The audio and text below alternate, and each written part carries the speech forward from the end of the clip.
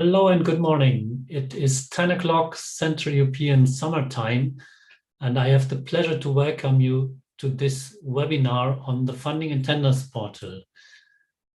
First quick question, colleagues, can you hear me well and can you see me? We can see and hear you well. Thank you very much. So welcome again to everybody. We are already around 1,000 participants in this meeting, and the numbers are still increasing. So thank you very much. We are very pleased that you are with us in this webinar today. My name is Peter Haertwich. I am a head of unit in the European Commission's Directorate General for Research and Innovation. And I'm also the so-called system owner for this Funding and Tenders portal. And I'm here today with a whole team of colleagues who will, together with me, present the different aspects of this Funding and Tenders portal. We will have, at the end of the session, a section on questions and answers. But you don't have to wait until the end to actually bring your questions in.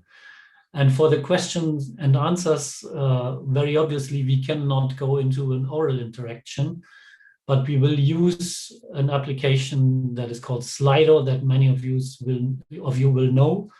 And in this Slido tool, you can already start now putting your questions, and we will at the end go through all the questions and try to answer a maximum of them. Before putting a new question, we also ask you to look in the questions that others have already put there. And if you have the same or a similar question, please don't ask it again, but rather like the question of the others that have already put them there. And we will then at the end go through all the questions in the order of popularity. So that is in terms of housekeeping. I should maybe now say a few words about the scope of this event and what we want to achieve. So the Funding and Tenders portal is supposed to become this central shop window for the Commission's funding. That means all the EU funding programs, the grants that the Commission is giving, but also for the procurement actions that the European Commission and the other European bodies are undertaking. So if you are interested in getting a grant from the EU, or if you are interested in offering your products and services to the EU institutions that they might acquire from you, then this portal is of interest to you. It already covers, in terms of the funding programs, a large number of programs. The ambition for the current financing period from 21 to 27 is that we will cover, at the end, all centrally funded programs. And when I say centrally funded, I mean all the programs that are managed by the Commission itself, by its executive agencies, by joint undertakings and other EU bodies. What we will not cover in the short and medium term is the EU programs in the so-called shared management. So for instance, what is excluded are most of the structural funds. We can also not cover yet the joint management of the Erasmus program that is done by national agencies, but the centrally funded programs should be in this very soon, or many of them are already there. The title of today's webinar is the Funding and Tenders portal for beginners. And in these 2 hours, we cannot do much more than just giving you glimpses into the different functionalities. And if you then actually want to use and become a more experienced user, you have to go more into detail. And there is a lot of help and guidance available. So we will go through the different functions, just giving short introductions into each of them in today's meeting. Before we start, and before I give the floor to my colleagues, we have prepared 3 little polls in Slido. This is in the first instance to know who is listening to us and what are you dealing with and what are your interests. So if I may ask you to go now to Slido, meaning www.sli.do, and then use the code that was given to you on the event website.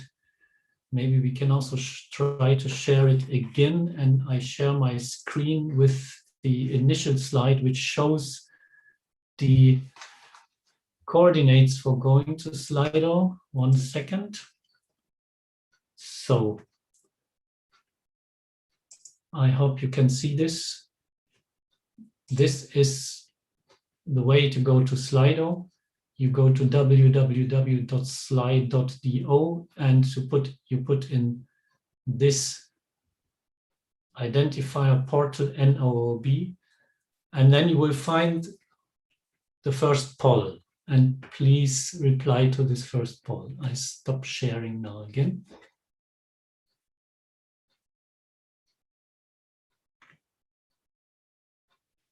Okay, we see that many of you already managed to get there. Peter, if I just may say a word, because we have some people who are complaining about echo in the sound of the YouTube video. In this case, just make sure that you don't have two windows opened with the YouTube live stream, because I confirm that the sound is normal.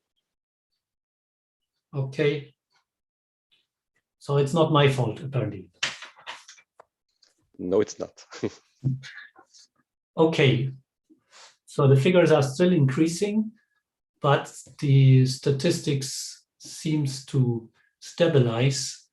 So we see we have in the audience today about a quarter from public bodies, 18% from secondary or higher education establishments, 16% from non-governmental organizations or civil society organizations, 15% SMEs, 15% research organizations, and I cannot see the figure for the private for-profit entity, no SME. Does it mean it's 0? It's 4% actually. Okay, 4%. Just because we have it too just many doesn't options. fit my Yes. screen. Yeah. Okay, thank you very much. And we go immediately to the second poll now.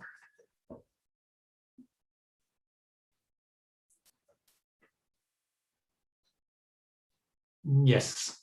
So what is your experience with this portal? Are you a complete newcomer or are you more experienced?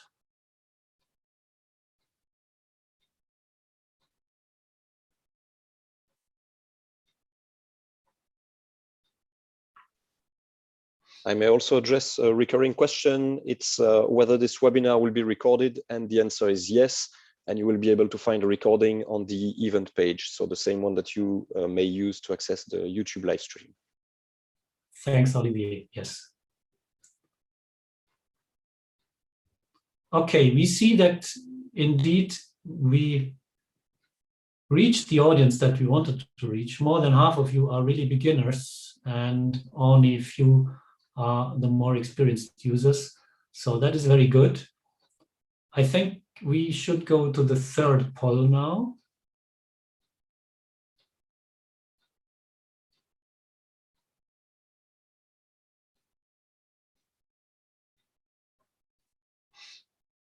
So, in what are you most interested in, grants or procurement? And then within the grants, what is your specific interest? Submission, partner search, registration of your organization.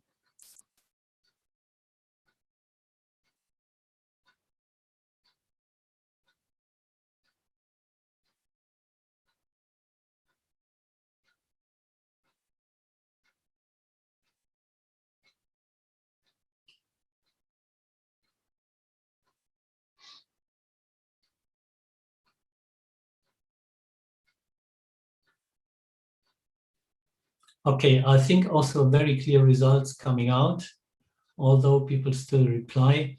The vast majority of you is interested in the EU funding programs, means in the calls for funding, but there is still also close to 1/5 also interested in calls for tenders.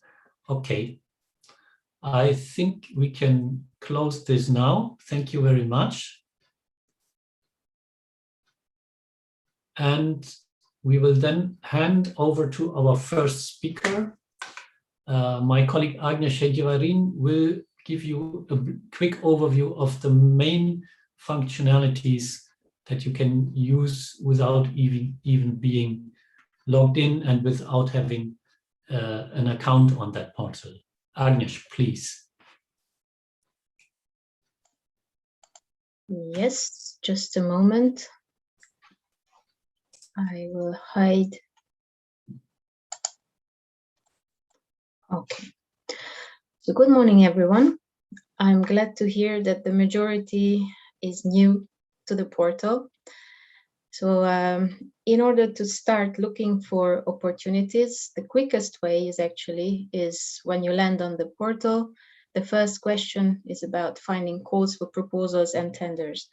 So in this box, you can put in any keywords that come to your mind, that which area you are interested in. It can be a very specific word like nanotechnology. You will see the proposed hints already, or if you are interested in SME actions, you see the related keywords coming up.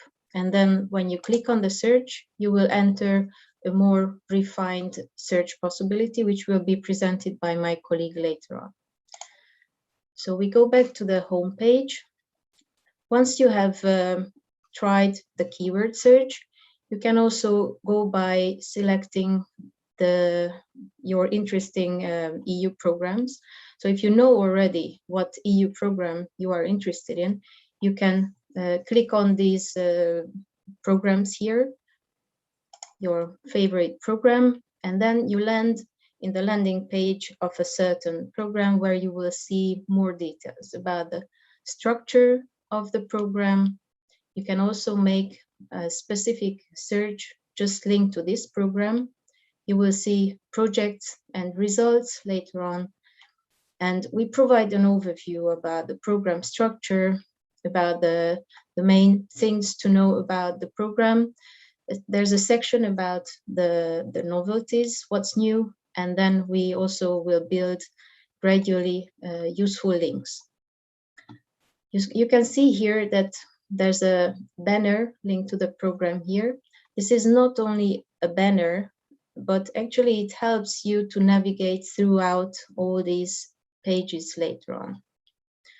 So once you have selected your favorite program, and let's say you would like to see the guidance documents, then you can go to the How to Participate section, you click on the reference documents, and you will see only the documents related to this program later on.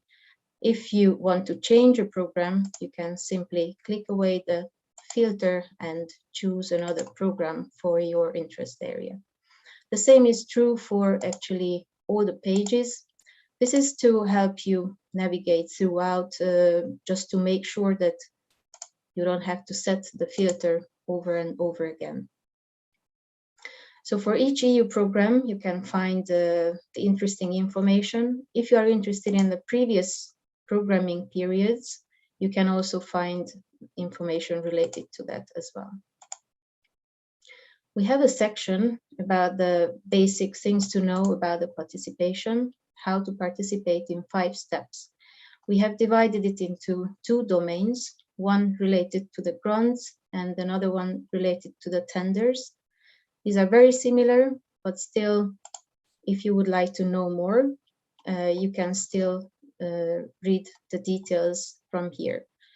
You see that first, we help you to find a suitable call for proposal.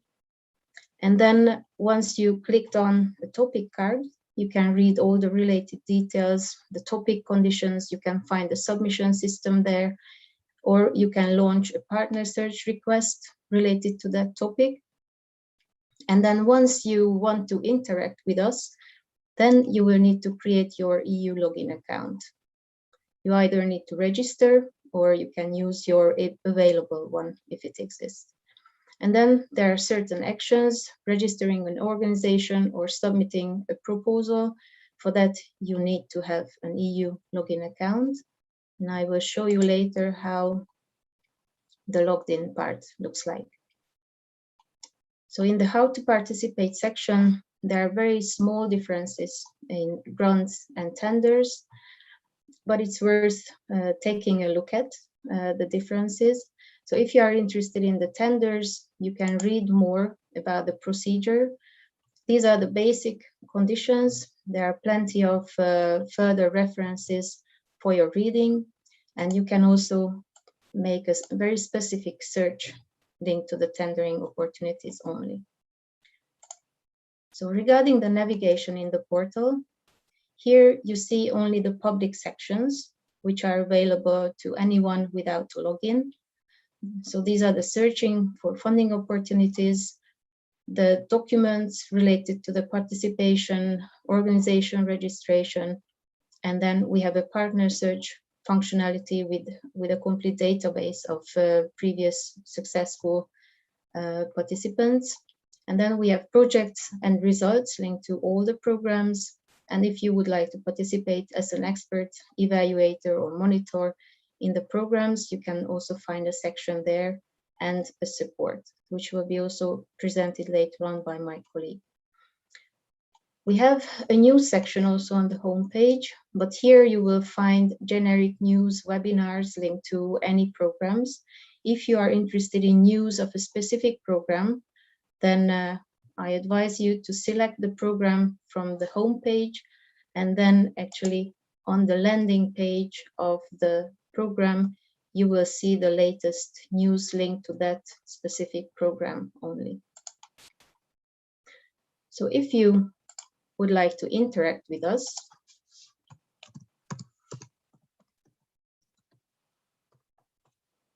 then you will need to log in to your EU login account.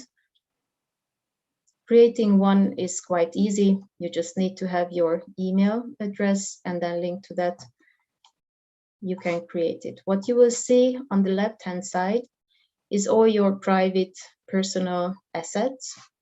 These depend on your access rights, actually. So for some people, this navigation on the left-hand side will be a bit more quicker and easy if you do not have too much assets, too many access rights. Other people will have a very long list, so it really depends on your personalized access rights, what you will see here. So my colleagues later on will show you how to register an organization. So this is the section where you will find back your previous registrations or your previous proposals if you have been invited to one. And then I will log out now and will hand over to my colleague Spyros, who will talk about the details of the searching for funding opportunities.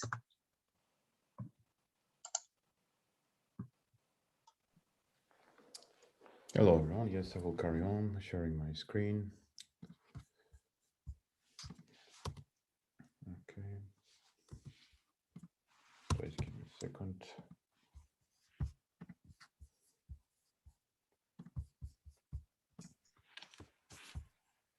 Spyros, are you Yes, I'm with us? Yeah, there was a small, just want to start from the base. Okay, we're ready, so I'm just sharing my sharing my screen. We hear you with a very low voice. Okay. Can you get closer to your microphone? Yes, okay, so here we are. So we have, is it better now? Yes, a bit. Okay, so good morning everyone, sorry for this delay. So a very important part of the funding and tenders portal is the place where we can, where we publish all the tenders and all the topics related to the grants. So this is the landing page where we have more than 10,000 call for more 10,000 tenders and topics where you can find them under this menu item here, search for funding and tenders. As we have quite a big amount of grants and tenders, what we do, we have some search criteria here that will help you and assist you to go through the areas, the specific areas you're interested in, and by typing some criteria and select some criteria and typing some keywords, you will be able to find what you're looking for.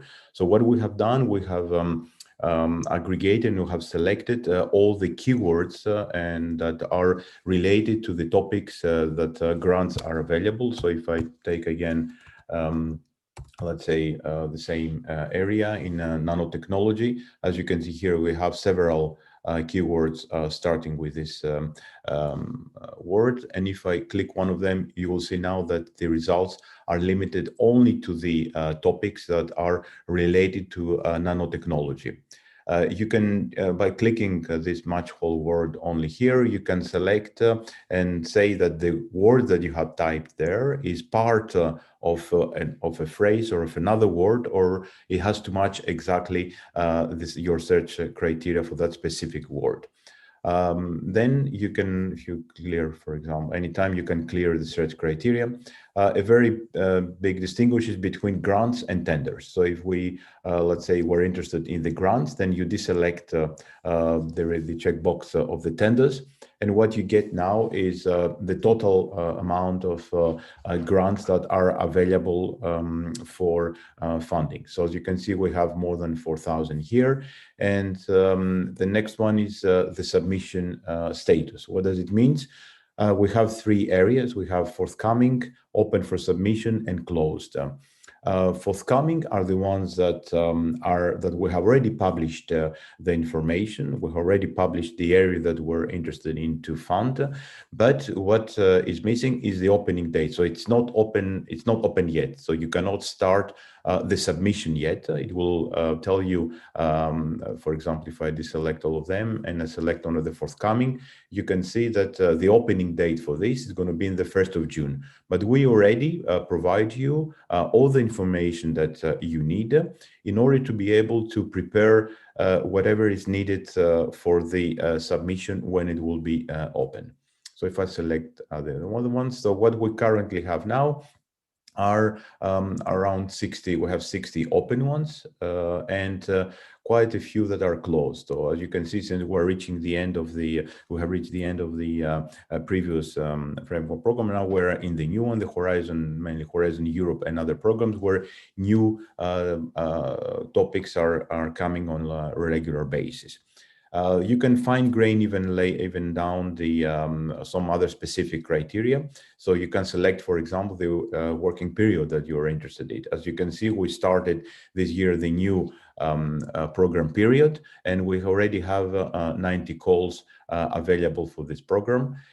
If you have more specific information, you know exactly that you want to apply for a specific call, then you can select the specific call, and then your information, your results are limited to the minimum that will allow you to navigate easily and search and find whatever you're interested in. So if I deselect, for example, the forthcoming and the closed ones, and I only get the open for submission and get only the grants, here it's limited only to this area. If I select, for example, one of them, then I will get all the information that is needed. So we give you at the top some general information about the call. We have some updates that coming regularly. You can view them here by chronologically by the date. We have the topic description that shows all the displays all the documents that are available and what you really need to know about the topic. In case that we have published some FAQs, mainly feedback from users when they don't understand some parts of the call, we publish some FAQs that could facilitate the users to the submission. We have all the supporting elements, mainly documentation, our help desk, our IT help desk, the online manual that you need to know. All the call information, what exactly is applicable and what you need to know about the call. And at the end, very important part is when you are aware about all this information and you're ready to submit, let's say, a proposal in order to be evaluated and see if you can be granted, then you can then you select the specific area. And most, in this case, we only have one. And by clicking on the start submission, then you need to confirm, and you're going to be redirected to the submission system where you can start the submission of your proposal. Also, we have some search criteria here at the top.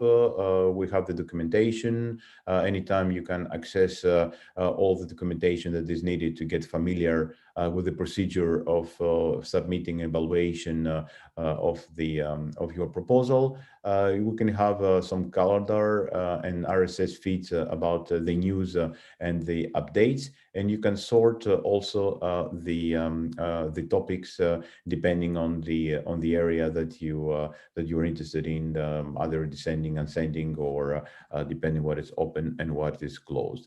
The same functionality applies also, and the same principle applies also for tenders. So tenders is all the procurement, let's say, opportunities that Commission is publishing that they will be interested in. So in the same manner, if you click one of the tenders, then you will get the basic information about the tender, what it is about, the area that they want to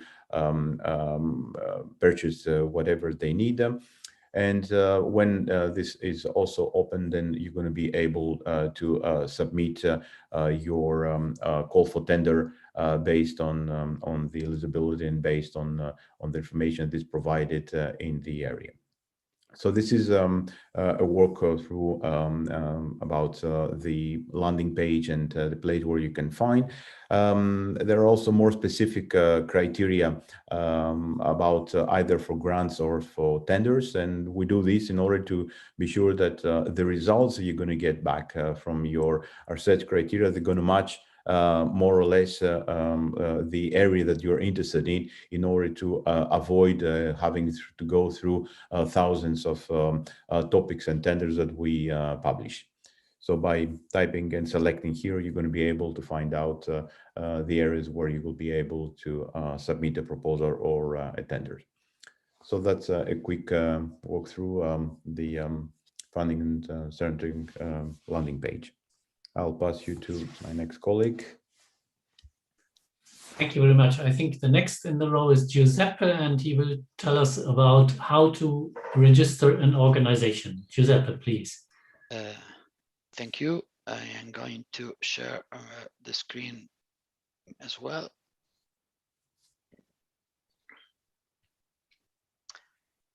And yes, indeed, I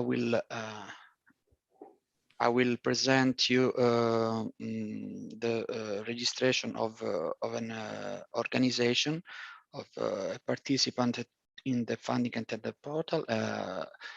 As I said, my name is Giuseppe, and I would like you to have a look again to this section, how to participate, where you can find the steps, the key steps in order to participate. And I will stress again the importance of creating your EU login account in order to access to the secured section of the funding and tender portal.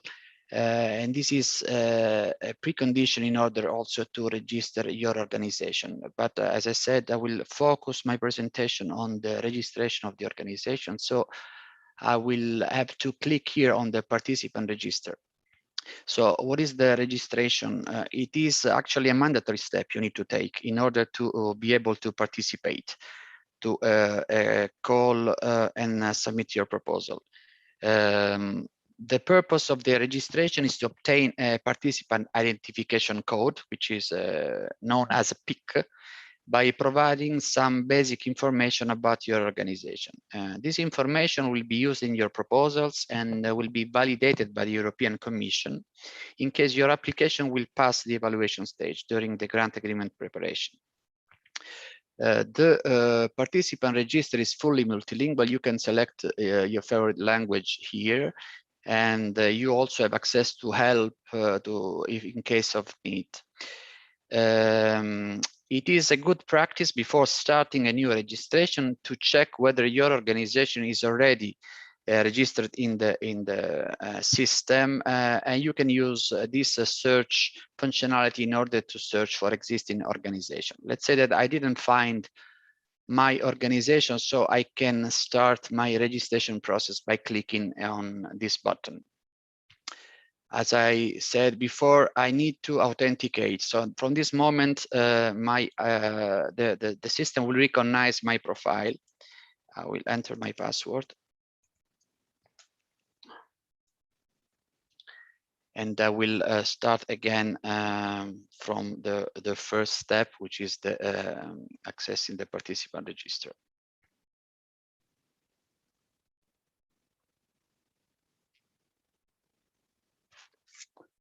Okay, so I go for register your organization. I have a welcome message that is informing the user about the registration process and the duration, approximate duration of the registration, and then you will get your PIC number. So this is the first screen where you're asked to enter some identifier. So the legal name I will put some the country.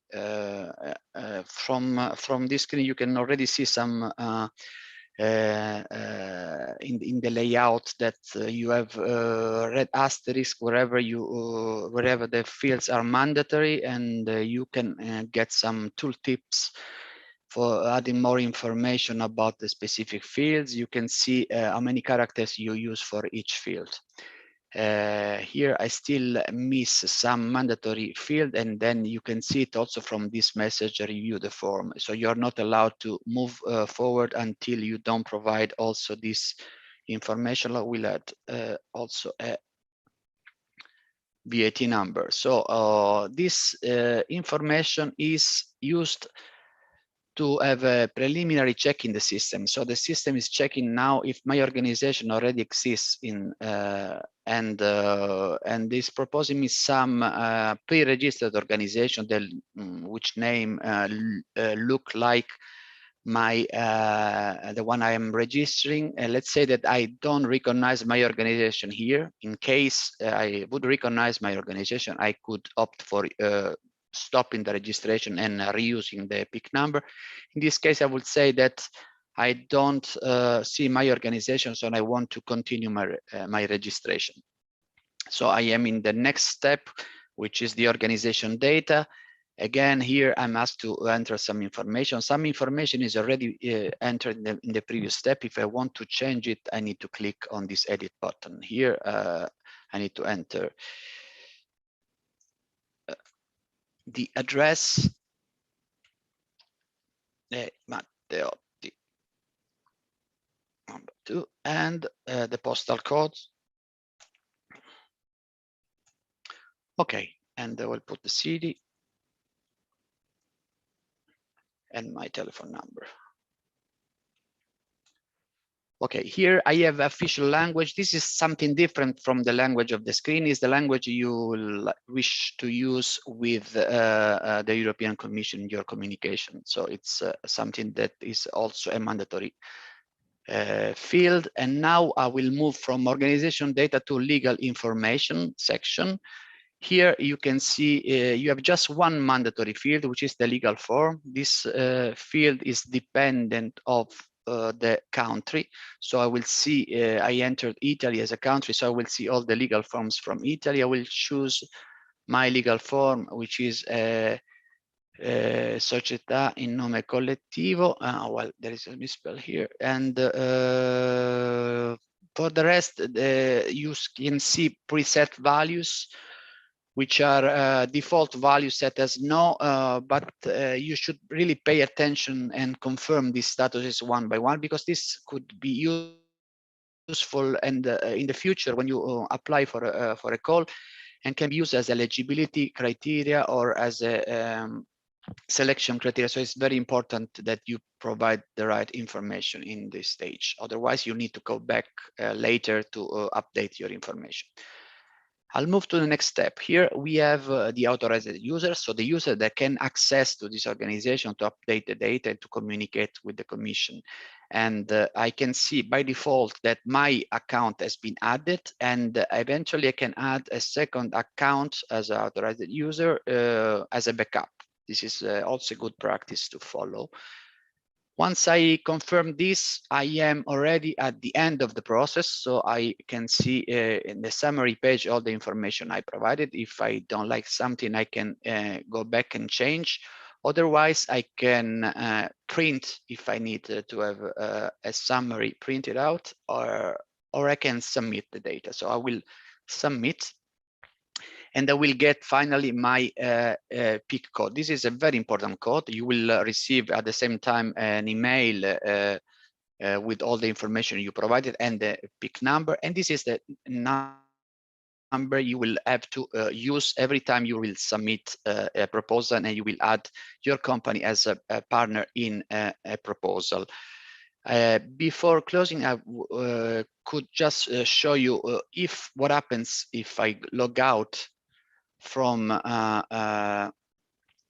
the secured section, and I will find back the funding and tenders with no specific area dedicated to my user. If I log in again, the system will detect what are my profiles and my roles, and will show me, as was presented by Agnes just before, some sections on the left side. And among those sections, you will see also the organizations that I can manage, because I created or I have a role in these organizations. By clicking on this on my organization, I will be able to see the organization I just created, and by clicking on modify, I will land to the page where I can actually see the data I provided. I can eventually change it and update it, and also new sections that will be used in your future interaction with the validation service, whether you need to create bank accounts or manage your financial capacity assessment, or exchanging messages, uploading documents, and so on. So that is all from my side, and so I will give back the floor to Peter. Okay, thank you very much, Giuseppe, and I will continue myself now immediately with the next agenda point, which is how to actually prepare and submit a proposal. And for this, I will try to share my screen again.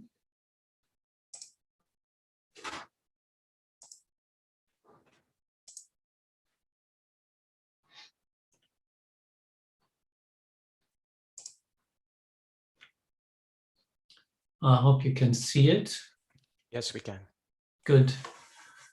And so you now are determined to start preparing a proposal.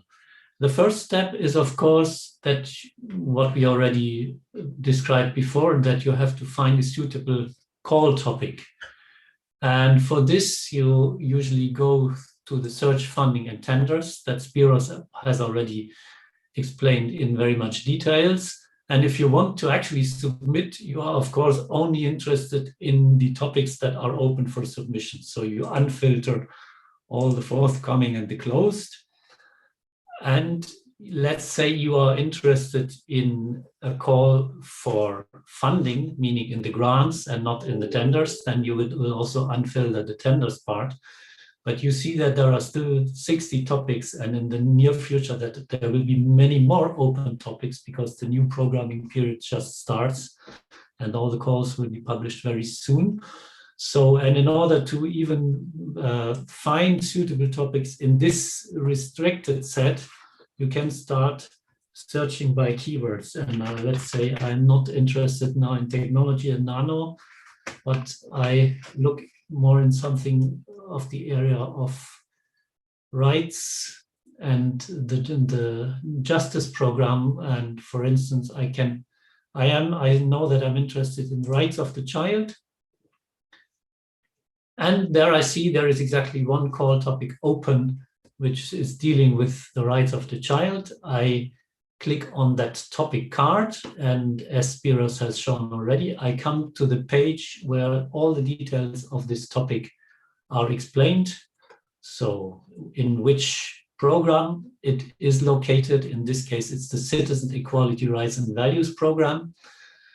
And it is also in the work program year 2021. It shows the type of project and model grant agreement. The type of action is this strange acronym, but you will then know more when you start reading through the call documentation. And you also see again the status.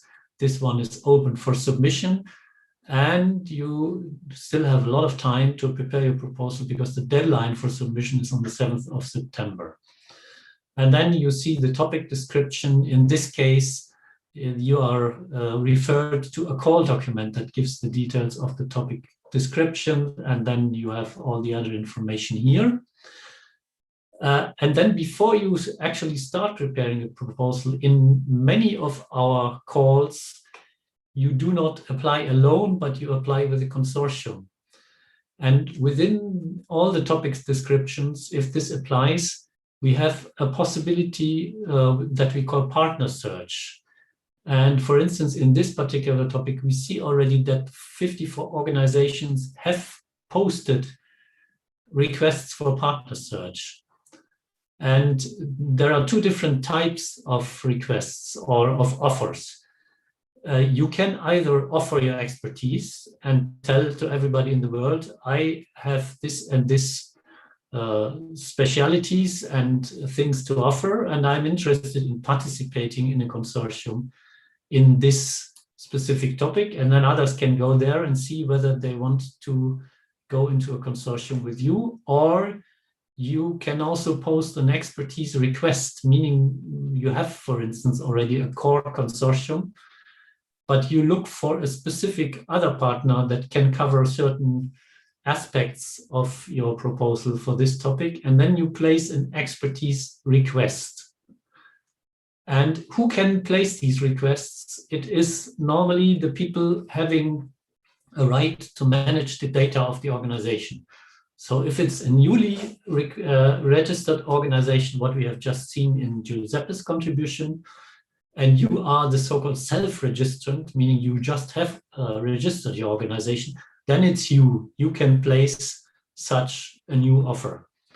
If it is an organization that is registered since long and has already participated in earlier grants or tenders, then this organization has somebody in the central administration called a LEAR, Legal Entity Appointed Representative, who can place such requests for partners. But this is just a side aspect. I go back to the topic description, and now I come actually to the preparation and submission of the proposals. And if this topic is open for submission, you will find this section here, Start Submission.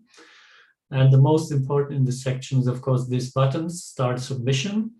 Before you can press this button, you still have to choose the available from the available project types, the types of actions, the one that you are interested in.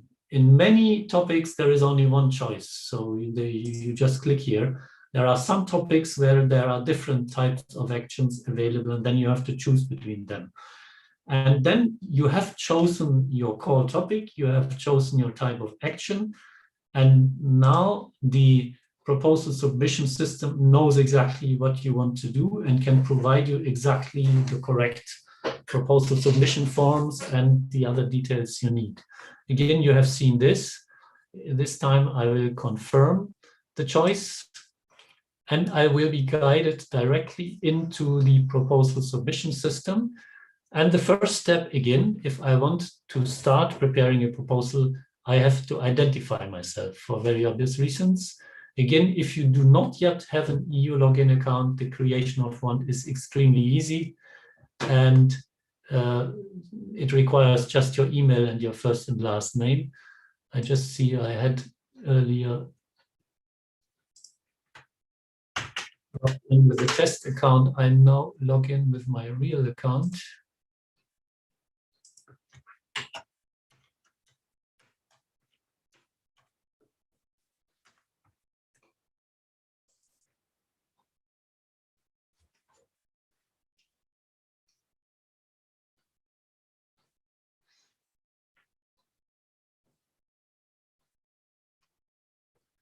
Okay, I am now in the first screen of the proposal preparation and submission system.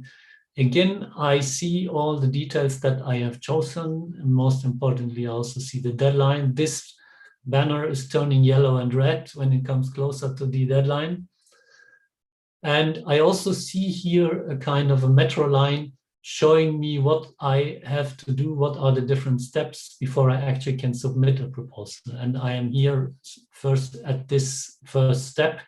I have logged in, I have selected my topic and type of action, and I can start now. And the first step is, of course, to tell the system which organization is submitting or preparing this proposal. And if I am a more experienced user, and I have participated earlier, the system already knows this and will suggest to me an organization, or in my case, several, because I have several test organizations with which I worked before. If I don't see this, so if I'm a complete newcomer, this will not exist for you. And then, as we learned before, you first have to register your organization, and you will get a PIC, a participant identification code. And you will also have a short name of your organization. And what you do then here is you enter this PIC instead of choosing from the ones that are here. I will now choose one from the ones I know already. Next is I have to tell the system whether I myself are the main contact, or whether later on I have to define another contact. Normally, if you start preparing a proposal, you are also the main contact. So I leave it like this. And then you have to give an acronym to your project proposal, and you start writing a short summary. Sorry, I pressed the wrong button. So summary. And I save and go to the next step. What I see here now, when I go to the next step is a warning. It tells me that for the organization that I have chosen, the legal entity appointed representative, if this is a validated organization, will immediately be informed that this PIC was used for creating a new proposal. This is important in bigger organizations where there are many employees who can be involved and can start preparing proposals. But we inform the central administration of the organization that actually something is going on. Okay, I have to click yes here in order to continue. And then I will also get yet another long text giving the terms and conditions. You read through this and then you have to agree. If you don't agree, unfortunately, you will not be able to go further. And then the system also congratulates you, telling you you have now already created this proposal. And then you have two possibilities. You can either stop continuing the proposal, means going to my proposals, or you can continue preparing the proposal, add other partners, add other persons who will then also get access to the proposal, and so on. And then, of course, you will be prompted, you have to fill in some administrative web forms, you will have to upload documents, technical description in form of PDF documents, and so on. I will not go, we don't have the time to go through all the details, but the system also will guide you through all the further steps. So I will now decide to not continue with these proposals, but I click here.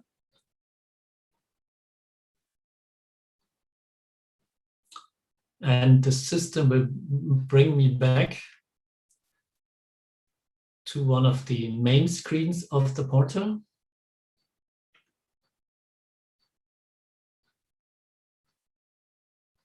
Okay, coming.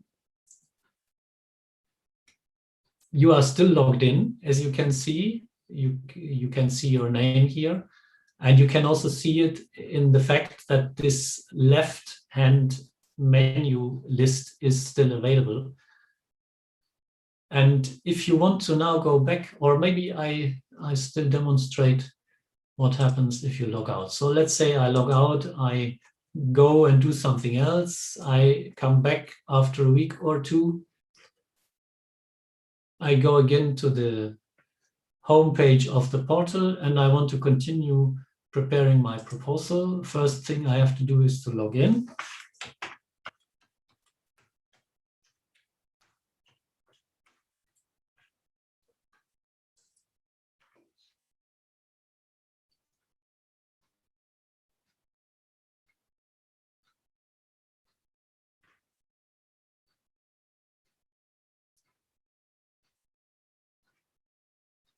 Okay, here we come. And again, as soon as I log in, I have this left-hand menu list with all the my assets. If you are a newcomer, you will your list of assets will of course be relatively short. So we show the menu items only if you actually have something behind these menu items. So if you want to go back and continue preparing your proposal, you click on my proposals. And yes, I actually find the proposal that I just created. I created it in this program with this funding scheme, with this acronym, and the status is of course draft. And I still have more than 100 days to submit and finalize the preparation of my proposal. And here is the list of the actions I can do. What I can do, I can edit this draft, and this will bring me back into the proposal submission system. But I can also delete the proposal.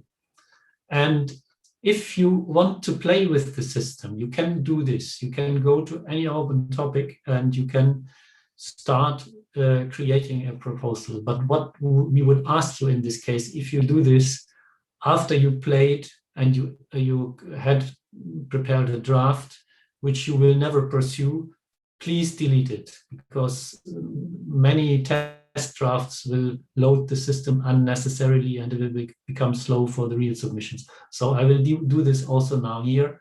So I click on delete proposal.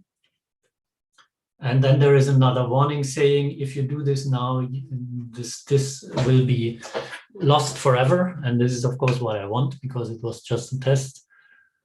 So I say continue. And again, it warns me this process irreversible. Yes, because it was just a test. I want to have it irreversibly deleted. So I click yes. And then this is done. And when I come back the next time, or when I do a refresh, maybe even, this proposal should no longer be available in my list. And with this, I think I stop and I hand over to Tomasz, who will tell us about the possibilities for seeing projects that are existing already in your area of interest, in your country, your region, and so on. So please, Tomasz, take over. I stop sharing. Good morning, everybody. My name is Tomasz Kaminski. I work in DG Directorate General for Informatics, and I'm head of sector responsible for technical delivery of the funding and tenders portal. And today I'm going to show you some other function of the portal, because what you have seen now until now is how to navigate and how to apply for the opportunities which are announced in the portal. But the portal also provides a possibility to see what projects are funded in the context of EU funding and what are the results of those projects. Well, as we have multiple programs which are available in the portal, the degree of information which is available differs per program. So I will start with showing you what is the basic set of information available for every program. And so if you are interested in seeing the funded projects, you need to go to projects and results menu item. And then you see the screen which I present here. And here you have an opportunity to actually filter out or filter for the programming period and program of your interest. The biggest amount of information we'll have for programming period which just finished, so that's why I will stay in the programming period of 2014-2020. And when it comes to programs, let me just select one example program, let's say Creative Europe. And then when you select a program, what you can see is list of funded projects in the context of this program. What we offer here is, we offer some possibility to narrow down your search if you want to look for specific programs. So we can actually search by keyword, like let's see if we have something for translation. If you know project ID, you can use it, the same for acronym and also the topic. And in the main screen or the biggest part of the screen, you see a list of results. As you see with my filtering, I got 6 results. And then, so those results are organized in cards where you see very basic information about those particular projects. But when you click on the name, you get into the page where you see more details. And here you can see project information with acronym, ID, status, and the overall budget as well as EU contribution. Then there is a fact sheet with description, keywords, and then some more specific information, which program it was part of, which topic and type of action. And at the very bottom, you see the very interesting section where we list participants in this particular project. And there is also a map where you can, when you can actually visually see what collaboration was, how the collaboration was actually performed. In this particular case, we see one organization. And then on the right side, there is one more interesting functionality, because we provide information about coordinator of this project and the possibility to contact this coordinator organization via our contact form. I'm not going to go into the form at this moment, but basically from there, by clicking this particular button, you can open the contact form and send a message to the program, to this project coordinator. So that's a basic functionality when it comes to showing the funded projects. But for some programs, we offer more information. Let me just show you, because Horizon 2020, where we have quite an extensive set of services where you can get information about what is funded and some statistics and also interesting project results section. I just selected Horizon 2020, and there, as you see, we see much more. So we see a possibility, we see Horizon dashboard. So there is access to Horizon dashboard where you will be able to see and also navigate through statistics in the of Horizon 2020 program. Let's go in, and as you see, you get a page with even more information. Maybe I'm going to start to show you one dashboard which we offer, and then I'm going to explain this this complete page with more details. So let's say that we want to see implementation figures for Horizon 2020 funded projects, and then I'm going to go to the dashboard, interactive dashboard. It will take a couple of seconds, where you first you can see, so you get access to the to extensive set of information about Horizon 2020 signed grants. As you see, I mean, there is quite a lot of that. But apart from actually seeing, you can drill down and search for your area of interest. So, for instance, let's say you are, I mean, what you see now is a totality, but you can, let's say you are interested in seeing the, what is, I mean, let me see, I mean, on the map, we'll try to select France. And then automatically, as this dashboard is interactive, the statistics which you see are narrowed down for France. So you see directly that everything was updated, and you can do really quite a lot of filtering, checking, and verification here, because let's say that I want to dig or drill down to medical and health sciences, and then so I click on that, and then I actually see results which are narrowed down even more. I'm going to stop here because I think this, all the functionalities here could, presentation of all functionalities here could take an hour at least. But I just wanted to show you that it's a very interesting tool in case you are interested in multiple details. At any moment, whenever you actually, let's say, selected some filter, you can, by clicking on red cross, you can go back and release those filters. Let me go back to the portal. So as you see on the page of which we call Horizon Dashboard, you have access to such particular dashboards of various thematics. And here, every button actually represents access to different dashboard of a similar kind, which I showed, but simply with different scope. So we have we have set of dashboards with implementation figures like H2020 proposals, funded projects, and even for facility, we also provide direct access to FP7 funded projects dashboard. Then you can go to the dashboard and see the country profiles. That's another very interesting element. Organization profile. So here you can see the information on the basis of the organization. Project results. So here in that dashboard, we actually concentrate on intellectual property rights and scientific publications and results of projects in this domain. And we have some dashboards for specific aspects like European Innovation Council pilot, Seal of Excellence, and international cooperation in the context of Horizon 2020. You can see, so apart from the dashboards, in the Horizon dashboard page, you will find tutorials, some news, and Twitter feeds, which are published in this context.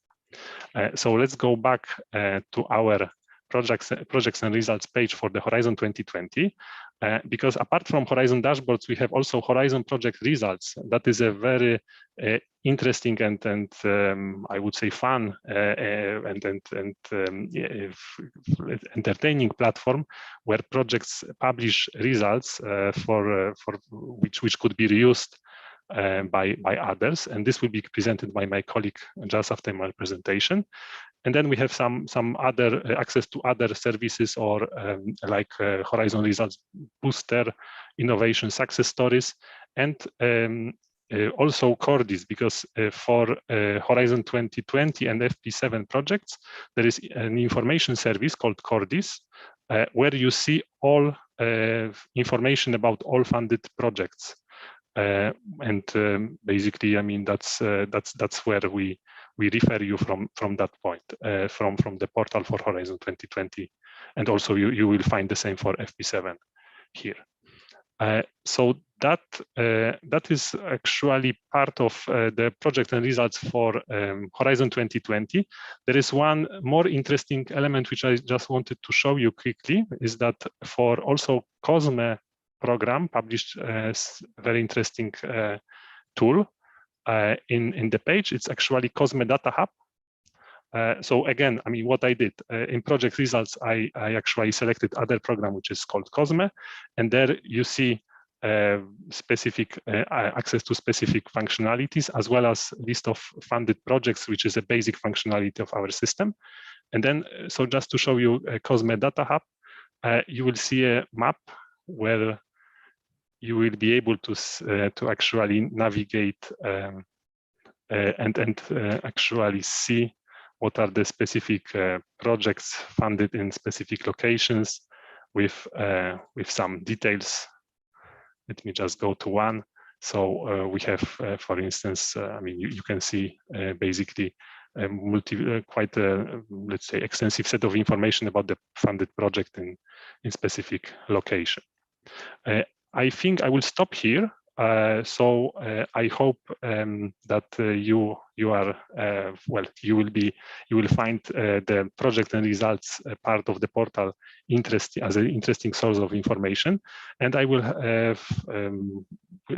give back the floor, Peter, to you, and for presentation of the next step, I think particularly Horizon Results Platform. Thank you. Yes, many thanks, Tomasz. And I will immediately hand over to Georgios, who will give us a short demo on this Horizon Result Platform that is, if I understand it correctly, in the future, not only for the research and innovation programs, but other programs will also start hopefully using it. Georgios, please. Hello, thank you, Peter.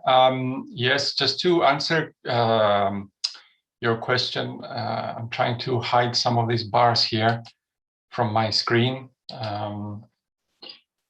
Yeah, the Horizon Results Platform is intended mainly for those project results that have something to do with innovation in a way, or those results that could have a target audience. So indeed, we are discussing with some other programs who already told us that they would like to join the platform.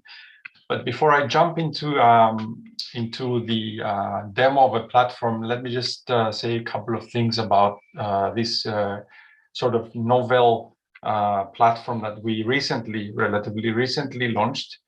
And the reason we launched this platform is because, you know, in Europe, we often get this criticism that we are excellent at funding excellent research, but we're not that good at turning that research and knowledge into innovations that can have value for our economies and societies. So this is just one of those tools that attempts to address that, that criticism in a way. Now, it is a relatively novel approach in the way we promote results, because this platform is actually driven by our own beneficiaries. So it is those who receive a grant that actually publish the results. And the idea here is to give these participants of our programs a place where they can advertise these results to those targeted audiences that they want to reach out to, and to also express their needs when they publish these results. So not just saying, you know, this is what we achieved, but, you know, what do we need to move these results further down the line? Do we need an investor? Do we need to a collaborator, a business partner? Do we need a research lab to continue our research, etc.? I will not go into all the details of what is possible to state as need. There is a drop-down list. When you upload your results, you will see. Now, let me just quickly show you from the 2 points of view. So this is the main page. To get to that, likewise, as Tomasz explained before, you go to the project results, and then for the moment, since the platform is mainly for R&I results, you'd have to go and filter on the Horizon 2020 framework program, and then you click on Horizon Results Platform. So you go land at the same page here. Now, if you have received a grant, then we would really strongly encourage you to upload your result. For the time being, it's accessible. This uploading of key exploitable results is accessible to FP7 and Horizon 2020, and of course the future Horizon Europe. But we hope to onboard new programs, as Peter mentioned earlier. So that should happen later this year and as in the following years. So if you want to publish your result here, then you just simply click on Publish My Results, and there is a very good online guide here to guide you. But let's, for example, click there, and then, of course, you would need to log in with your credentials. And for the moment, you have to have a primary coordinator contact or participant contact role in a project in order to be able to do this. So as Agnes showed you at the beginning, this is your area on the left. I am logged in as a super user of all those projects that have uploaded results in the platform. So now if I list my projects, I see a very big number. And then in order for me to publish a result, all I have to do is, okay, I select which project I want to publish the result for. Let's suppose that I want this project here. I click on the actions button, I go to project results, and here I can see an existing result that I published. This one I deleted. And then if I want to create a new result, I just click this button here. Now, let me explain what this is about. This is bringing to your attention that what we need here is a key exploit, those key exploitable results of the project. And these are basically main interesting results selected and prioritized due to their high potential to be exploited. And there is a detailed definition here. We don't want to, this is not a tool where you report on the deliverables of your project or your work packages, etc. A deliverable could well be a key exploitable result, but not all deliverables fall under this definition. So please read this carefully before you decide what to upload. And if I click OK, then the tool will take me to a very straightforward uploading process where I have the elements of the result. I will not go through it here because I am in the production version of the database, and I just wanted to show you quickly here. If you go to the IT how-to, that is not what I wanted to see. So I will go back to the main page, or I simply go like this. There is a very, very nice and detailed guide which explains all the fields that you need to fill in that form. It starts with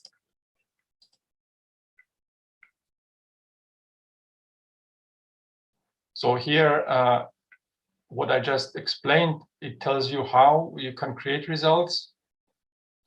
And then here there is a detailed explanation of each field, the title of the result, a teaser to the potential user. You can upload a video, tell us what your result type is, because depending on that, then you are going to be asked different questions. What are your target audiences? Are they policymakers? Are they investors? What about those who publish the results? In a project, there could be not all partners that contribute to a specific result. And also, very importantly, what are the owners for exploitation? Who are those individuals or entities that own the results and can enter into a discussion with a potential stakeholder, like an investor, for example? Is there a startup created? For those results that are interesting for policy, is there any influence in policy? What is the business maturity and exploitation outlook of these results, the TRL level that you're all aware of, current stage and next steps? What about the underlying business behind? And what if you're looking for investors? Are you prepared to meet them? Tick these flags if you are. Do you have a business model? A business plan? Do you have a market study? Do you have investors? Do you have customers on board? This is all flags that you can tick. Now, so this is from the point of view of the user of the beneficiary. Now, if I am a visitor here, from a member of the public or an investor or whatever. Obviously, I will not have credentials, so I'm going to log myself out. And the idea is that we try to promote this platform to several stakeholders that might be interested in our result, in exploiting our results. So let's say that I am visiting this platform and I'm thinking, okay, wow, let's see now what can I find. So if I am interested in results in my country, then of course I can look per country. If I am investor and a business angel investor and I want to find results interested or looking for business angel investors, then I can simply use this looking for filter. And here is what all these needs I spoke to you about earlier. You can see all of them here. So you publish your result and you state what your needs are. Your needs might be collaboration, I need coaching, I need grants, I need to expand and find more markets or customers. In this particular case, I selected business angels.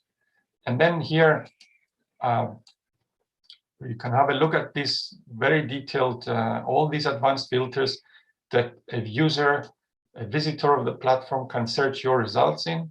For example, if they're interested in high maturity, they can search those results that are relatively higher maturity, or even those that are already deployed in market.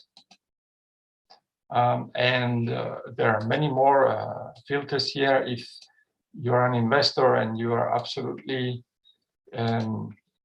interested that the potential company or startup coming out of these results has a business plan, then you can filter that as well. And then, of course, you can select which area. If you want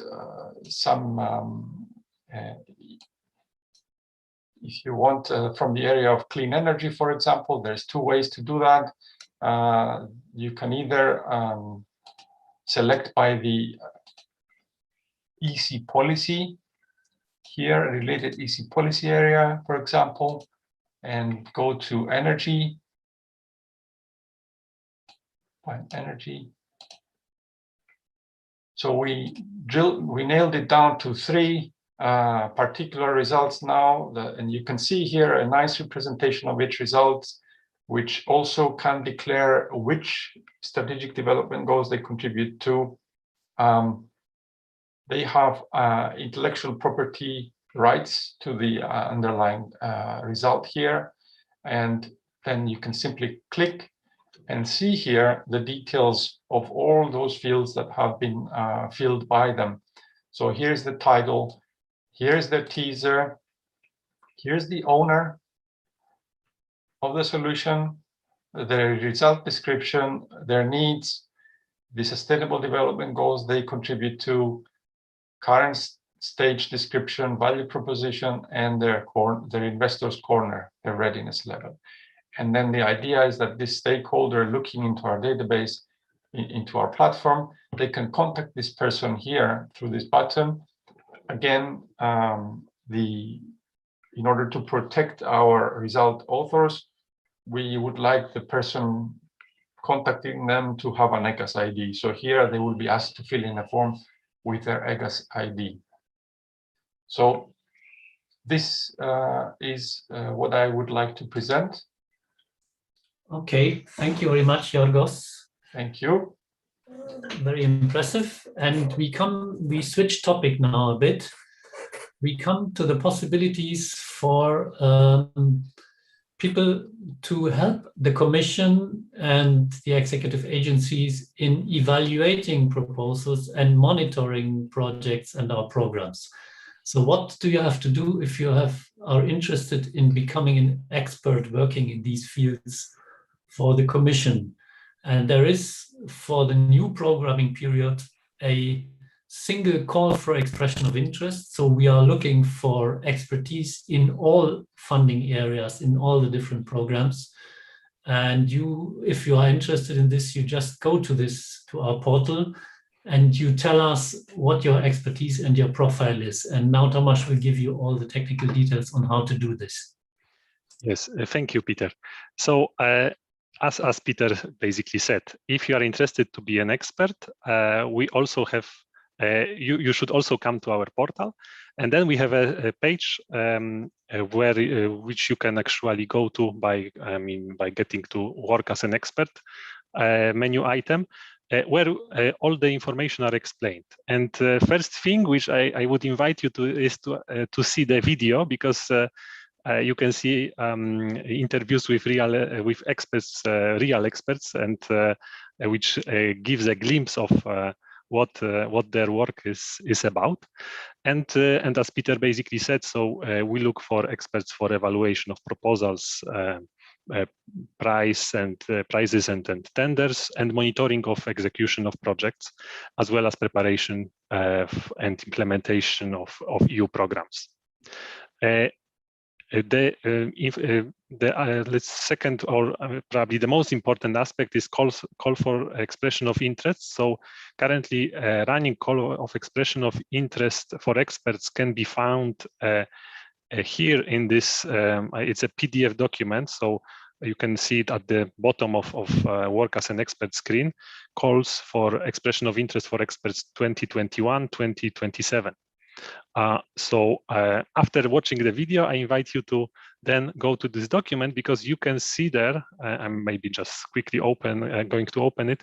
You will see all the requirements and procedure, as well as all other elements which are required for you, if in case you are interested to become an expert. And I mean, once you get familiarized with this expression of interest, and you would like to express your interest, we provide the possibility for you to register as an expert. And I'm going to quickly go through the registration process, so you can see it, so we can see how it works. But before jumping into that, just I mean, we offer a couple of other points on this on Work as an Expert page. So news related to experts, quick links with some documentation or FAQs and guidance, and then some further information about logistics for Brussels, as well as other opportunities for experts in the context of EU institutions. So, but now let's try to register as an expert. So for that, you need to click register as an expert, and you need to create a EU login account, or if you have it, you should log in with your account. So let me do it for myself.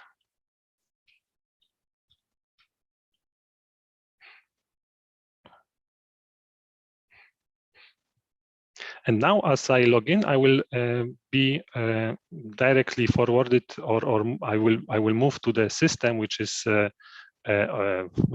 used for registering experts. And by registering as an expert, I actually express interest in becoming an expert. So once this registration is done, that means I can be found by relevant services. What I get at the beginning is terms and conditions of the portal. As I'm a new user, I have to accept them. Obviously, you can see details of those terms and conditions by clicking on this link. And then I'm in the system of registering. So first, it will be a little bit funny, but let's go through. So title, first name, last name, date of birth, and I will just pick the random one.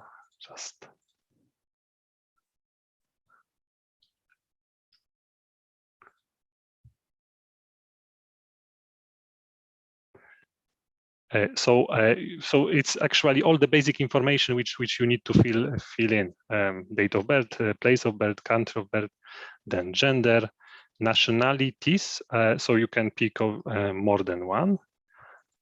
In my case, I will stay with one, and then you need to accept data privacy statements. And again, link for those statements you can find here. That the information which I provide is true, and that I accept using electronic exchange systems for interactions with the European Commission. That means that you accept that data which you introduce will be used by our systems for interacting with you. So I'm fine with that, and then I would like to join. So now I'm actually getting into the wizard, we could call it, or set of steps where further information, where I will be able to provide further information about my profile. And as you see, it is indicated that this process should take approximately 7 minutes. And we can, of course, I can skip some points, but obviously, less information I provide, less attractive I am when for the ones which are searching for experts in the expert database to which I'm registering to. So let me just put some telephone number. So again, you see the information. So first, how to contact, permanent address,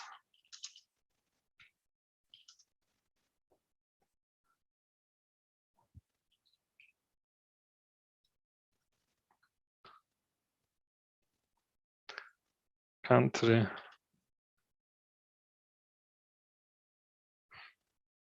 then and we are getting into very important stage where you actually need to provide information which expert of which field you are. And how it works here is that we basically have a big catalog of fields, and you can search it by typing keywords. So for instance, I would like to, let's say that I'm an expert in robotics. And as you see, just by typing in, I see quite a big set of specific domains or fields which actually I can choose from. And what is important is that you need to choose at least 3 domains. Usually, I mean, well, depends of course on your expertise, but they can be very similar. So let's say that I want to select assistive robotics. Then again, for instance, applications and concepts, and one more. Automation, telepresence, and robotics. So yeah, we have more and more of telepresence. That's why let's choose this one. And then, so once I select at least 3, you can have more of those domains. So I save it. And then more information, and wizard asks for more information. So at this moment, I will be asked where I work. And so I'm going to add my current place. So and again, let's say, yeah, maybe, I mean, I just put random information. So particularly me, I'm employed, IT.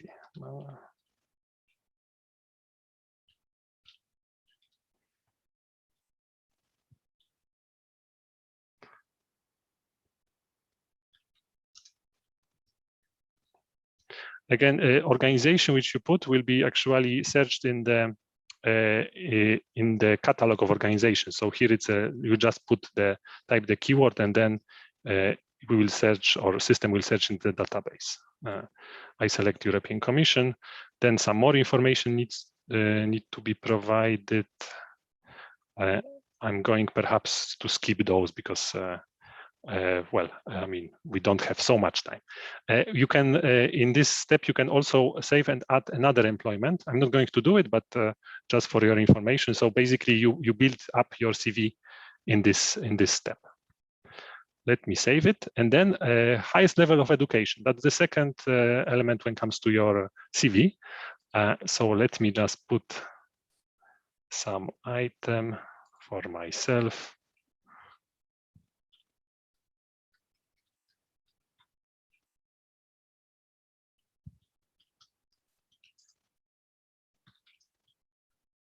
I will just select my university, and then so I just added my highest level of education. Okay, and then next step is languages. So as you see, it's really a CV. It's really like in CV. Let's say, okay, save, and then we get to the step where we need to choose who can see our profile in the expert database, and that's I would of course advise to read all the information carefully, but by default your profile will be available for EU institutions and bodies. This has to happen, but then you can or not opt in or out for actually being also visible for other EU institutions like European Parliament, Council. I mean, you see the list here, as well as research funding bodies with public service mission based in the EU, and then research funding bodies with public service mission which are based in third countries. So that's, as you see, this, for instance, is not selected by default. Obviously, more you select, more opportunities or potential opportunities you might have. And then there is a last well, selection or acceptance which you need to provide, so that you can actually be contacted by all programs and sub-programs of the above selected EU and non-EU institutions. Yeah, I mean, so that's the choice by default. And having done that, you can add publications, books, articles. I'm just going to show it, but perhaps I'm going to skip it. And here you can use a DOI identifier. So it's pretty easy, and this will be automatic. And then if I go back, so now actually with that I created my profile. And as you see, now you can see the screen where I mean, it's called even CV, but I'm in my expert area where I actually see the items which I encoded a few moments ago. So like area of expertise, languages, education, and there are some more fields or some additional fields which I can work on. But at this moment I'm actually registered, and as you see on the right side, your profile is 100% complete. That means that at this moment I'm actually available for being found and contacted as an expert. So that's about creating your profile. But as an expert, you also, as you see, you are in some let's say in actually your profile, which is called My Expert Area, where you can see multiple elements, and some relate to your personal data CV, which you encoded. Some others like bank account, contracts, and invitations and payments. Those relate to experts who already who are contacted and contracted. So it is in this part of the system, in My Expert Area, that you will be interacting with the Commission. Obviously, at any moment you can modify your personal data and CV, but also you will be, as active expert, you will be using all other functionalities as well. There is one more element which I wanted to show you, but for that I'm going to go back to the portal, because now as we are in expert profile, we are a bit deeper than that. But now let's say that you register as an expert, and now you would like to go to your profile, so the screen which you have seen. So then you come to the portal, and then you need to log in. As you have seen, I logged in before, so my credentials are automatically taken up. And as it was already explained by Peter a few moments ago, once you are logged in, you see on the left side the vertical menu, which we call My Area. And then you see the link. As you register as an expert, you actually directly will see a link called My Expert Area.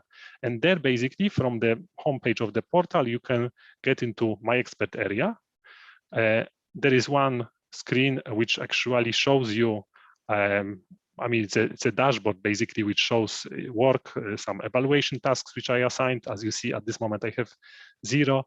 Then I have administrative area, where by clicking View Edit Profile, I go back to my expert area, which you have seen with personal data, CV, bank account, contracts, invitations, payments.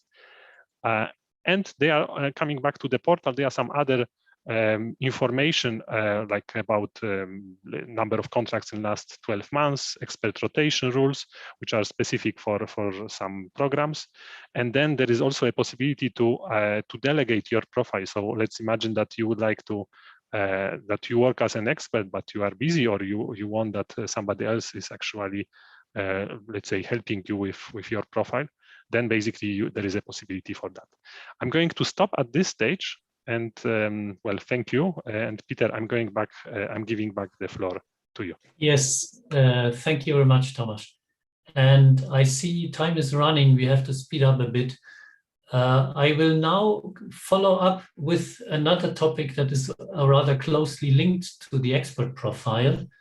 And then the next topic is the person profile. This is a new feature of the portal that is actually not yet available directly, but that will become available rather soon. And the basic idea behind this is that in principle, every user, any registered user of this portal will have the possibility to create a person profile. This is entirely voluntary, so you don't have to, you can do this. And even if you decided to do this, you can still decide very much on what parts of your person profile should be visible to the public and which parts not, or even whether your profile is supposed to be searchable by others or not. And another principle for this person profile is also that a part of your profile will be created automatically by our system, because as you have already seen throughout our presentations, as soon as you have an EU login and you start interacting with our system, the system will remember what you have done in terms of preparing proposals, having an expert profile, having participated in procurement actions, and so on. And all this information, the system will pull together and will present it as part of your profile.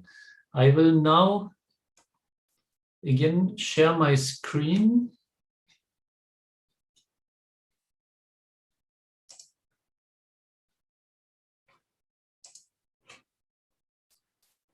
Yes, and I just have this screen open. So before going further, I should encourage you to also go to the Slido and start putting in questions. I said you can put in questions at any moment, but in a few moments, we will then start going through these questions. So please, if you have questions, go there, put them, or vote on the questions of others.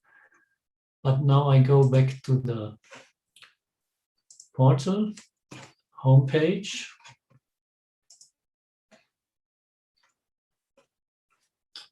And I want to show you what you have to do in case you decide to create such a person profile.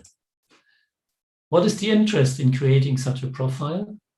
We have seen before that the portal offers possibility for looking for partners or for offering the own expertise. Currently, this possibility is restricted to organizations. So you must do this on behalf of an organization, and you must have a role in the organization in order to be able to do this.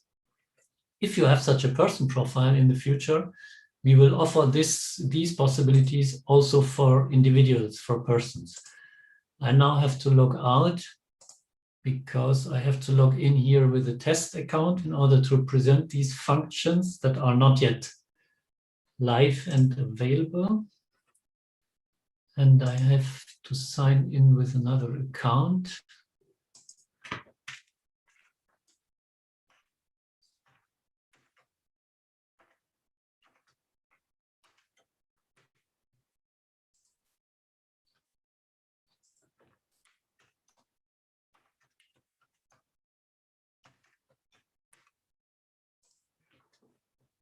Okay, I'm getting there.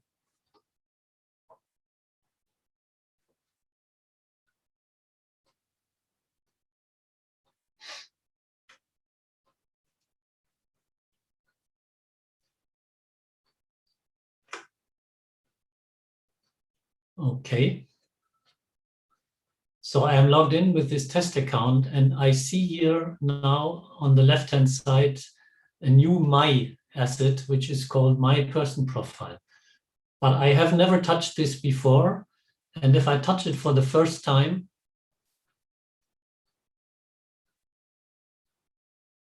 I will first receive a warning and a question. Your profile is not created. Would you like to create it? And here I can always say no. And if I say no, nothing happens because I say this is entirely voluntary. But if I decide to do this, I can safely do this because even if I start creating my profile, nobody will be able to see it. I have to actively and explicitly give my agreement to any public visibility later on. So I say for once, yes.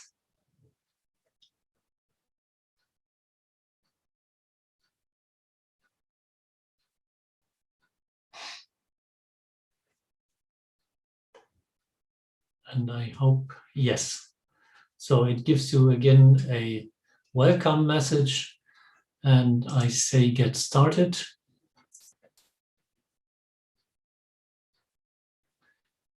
You all also have possibly seen that there was a message saying your profile is not public. So for the moment, everything you put in is visible only to yourself once you have logged in with your credentials.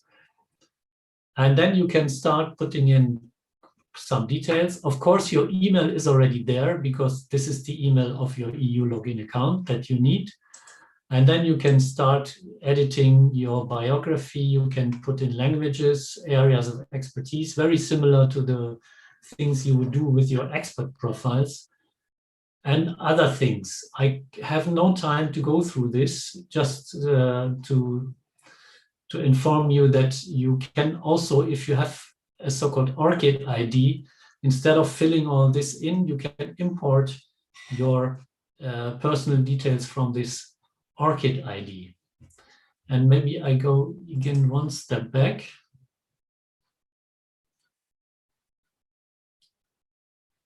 And here you have the possibility then to see if you have put in certain things, to see these and to edit these. And one important element here is this little sign. You can, for each individual element of your profile, decide whether this should become visible to everybody or not. So the first decision you have to make is that your profile is searchable at all. But then within this decision, you can still decide for each individual element whether this or that element would be public or not. And you can also go back at any moment in time and change your decisions. So that is the basic functionality in order to keep the privacy and to keep the control over your data and the visibility of your data entirely in your hand. And again, the advantage and the benefit of having such a profile and also putting some information there and making it public is for finding partners, for potentially forming new consortia.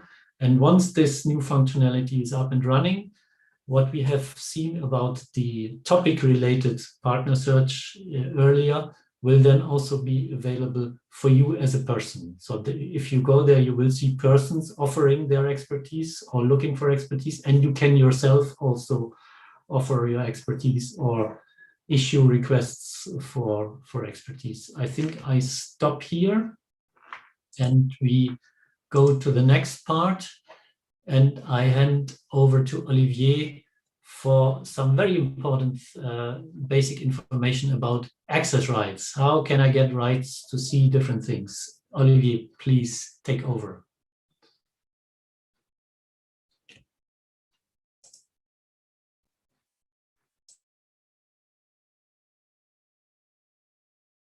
Olivier, we cannot hear you. You are muted, Olivier.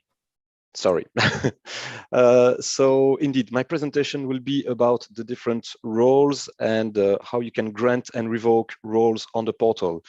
So the case here is that, for example, you need to update the data of your organization, or you need to intervene at any point in the project. So in order to do this, you must first be logged into the portal, which I am for the moment.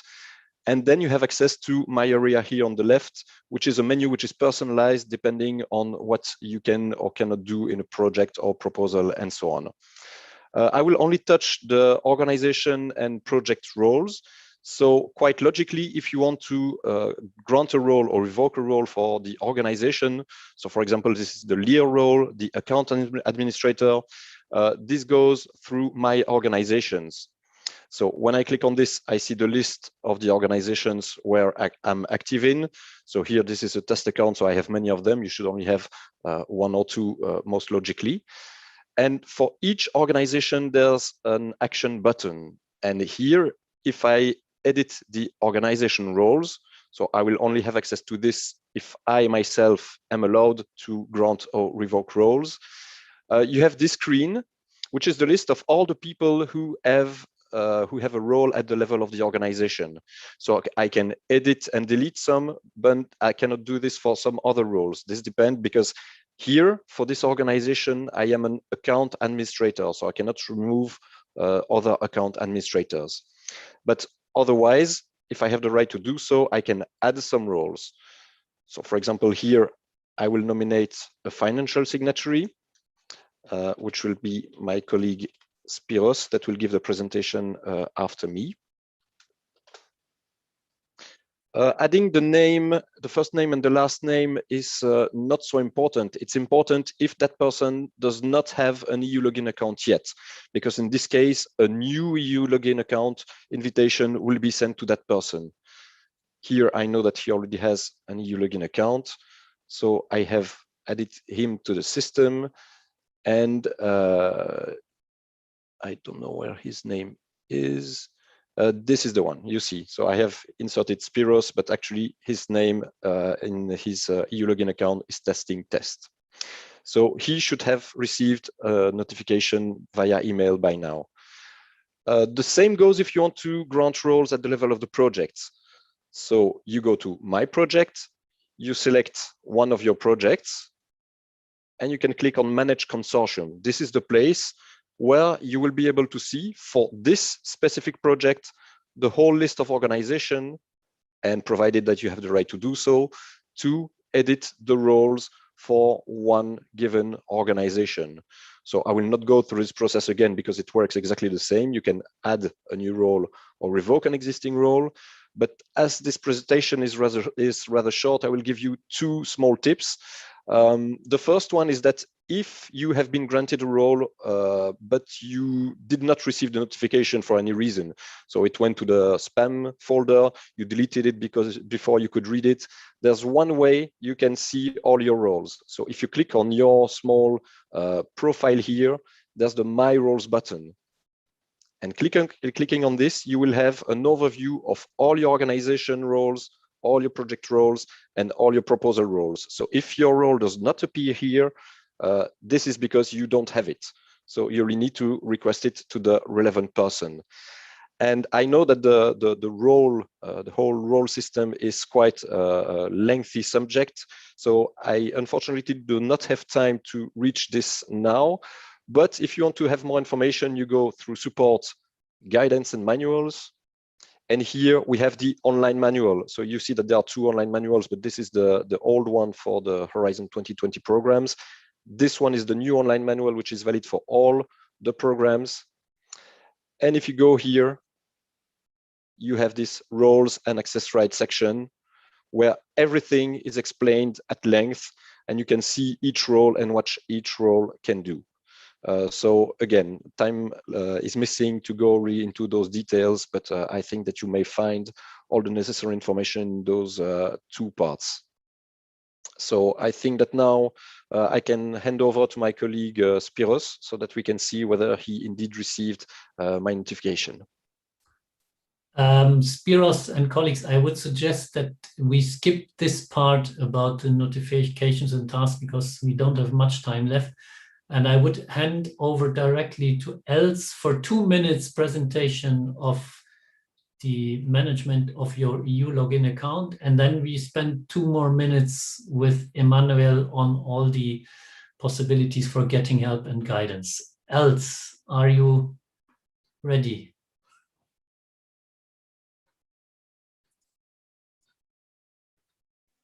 Els? Yes, hello, I'm ready. Oh, yeah, sorry. So,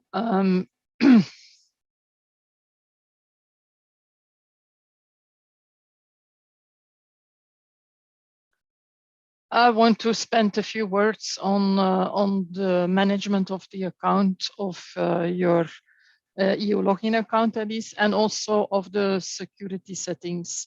That means that you can, if you want to secure your account a little bit more, you can opt for a two-step verification. So in that case, you will be able to you will be able to use your password and a second factor. In this case, it will be your mobile phone or your device that you will need. So first thing you need to do is register your mobile phone in the EU login part. This you can do here by manage my mobile devices, and you can add here a device. Els, you are not sharing your content. We see only your video. Oh, yes, thanks. I will start. So again, we were setting the second factor. And so to do that, you need to go you will go to the my area, to the login menu here on the top. You have here the security settings, and then you can set your two-step verification. So this will combine a login using your password and your mobile device. So first thing you have to do is register your mobile device. For this, you will go to the manage my mobile devices in your EU login account. So I will go here, add a device.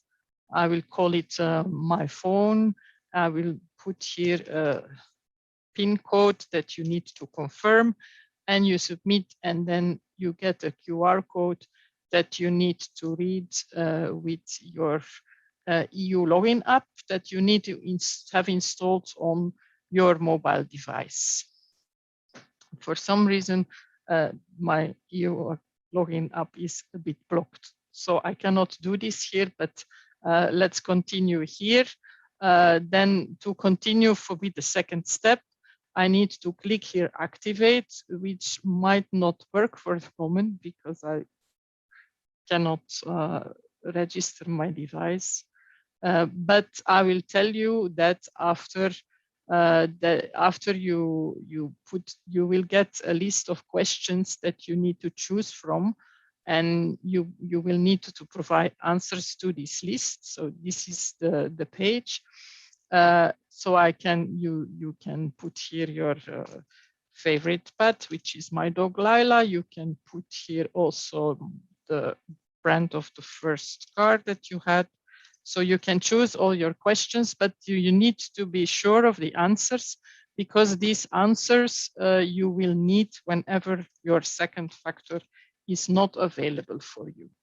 So when you send those questions, your second step will be activated. So whenever you will go to one part in my area here, so you see that it's now active, you will go into one part of my area here, you will get a message on your mobile asking you to enter your PIN code in the EU login app. So far for the second factor and how to set it. You can also manage your account, your EU login account. I will point out here only the most important things. So this is changing the password, which you can do here behind the settings icons. I will not change it for now, but you need to give the current one and confirm twice the new one. You can see your account details if you need some information on that. everything is there. Another thing you can do is you can modify your personal data. Here you can change your name or your last name if you want to do so, but also your email address. Be aware in this case that for legal entity appointed representatives, this is not possible. So they cannot change their email addresses like this. Then you can put some extra settings and that's it. And then also another important function is to delete your account. If you don't want to do business anymore in the portal, you can click this here. But be aware, if you delete your account, that all your access rights in the portal will be revoked and they will not be, you will not be able to recover them again. So be very careful with this function. So I will stop here, Peter, and give you back the floor. Thank you very much, Els. And we switch immediately to the last presentation about the different possibilities for getting guidance and help. Emmanuel. Hello, can you see my screen? Yes. So I'm Emmanuel from the portal team. I will immediately show you here what help is available in case the different presentations from my colleagues were not yet clear enough. So here in the menu, you have the last menu item is support. I click on it and I'm gonna jump start immediately by going to guidance and manuals. Here, the first element are the reference documents. When I click on it, I can select a funding program. For instance, I'm going to select the Horizon funding program. And here you see that there is a guidance section where I can find specific guides for specific aspects of the e-grants process per program. Next in the menu, I'm going back to guidance and manuals.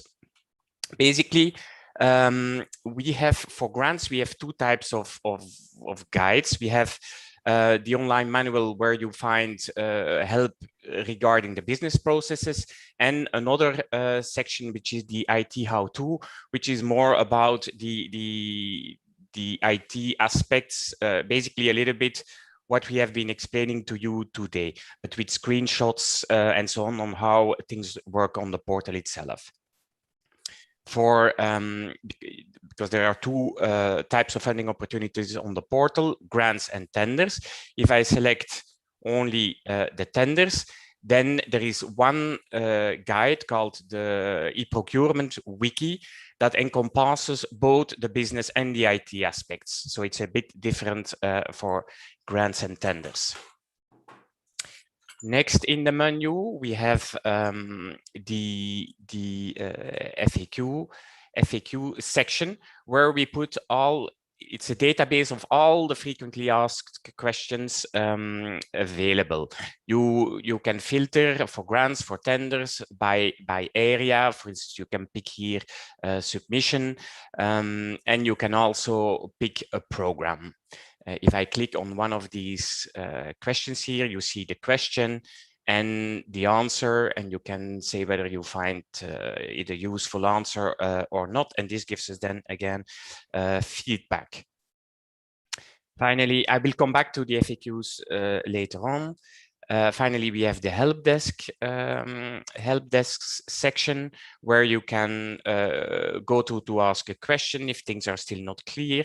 Again, we have most of the time we have for most of the programs we have a help desk for the IT aspects, and we have oftentimes another help desk. Like here for the consumer program, we have a consumer help desk, which is dealing more with the business aspects. Then I would like to quickly show you this page here where you have the key steps. My colleague already touched upon this page, but what I want to show you is that you have here this rescue buoy. And if you click on it, you will get the specific guide which is relevant for this section. So if I go here to tenders, it's a different guide. It's the e-procurement wiki. And not only do you get a link to the specific guide, but to the specific page in the guide that is relevant for the page that you are on. And this need help Rescue Buoy, you will find it on many pages in the portal. So this is a more contextual way of providing you help. Finally, I would like to show you simply if I take a funding opportunity.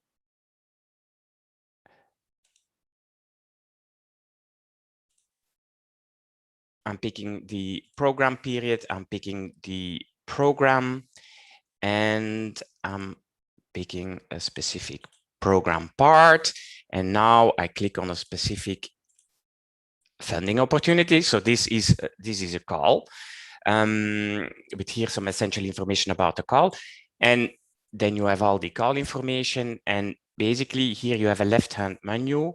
If I click here, I go to a section for this call where I find all the relevant questions and answers for this specific call. And also you have a get support section where you can find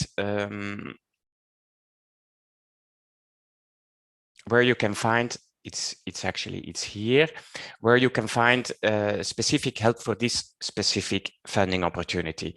As you can see here, for instance, for this call, you don't have to fill in any form that goes to a help desk because there is a functional mailbox available and you can ask your questions to this functional mailbox. That's it for me. Thank you very much. Okay, thank you very much. I think we reached the end of the presentation and we now go into the questions and answers session. So Olivier, can I ask you to bring up the screen from Slido with the questions in the order of number of likes, and we start immediately from the top. First question, can one sign up for the portal in order to be immediately notified when a new call is launched? Tomasz, do you want to reply to this one? Absolutely. Yes, so actually we have call updates which are available in the portal. So we can perhaps I don't know, because I think Els could present it better than myself, but we can actually show you how this can be done. So there is a specific way of actually getting call updates. Els, will you be able to get there quickly and share your screen? Yes, I will be able to get there quickly and share my screen. So I'm just going there, just a few seconds, I will be there.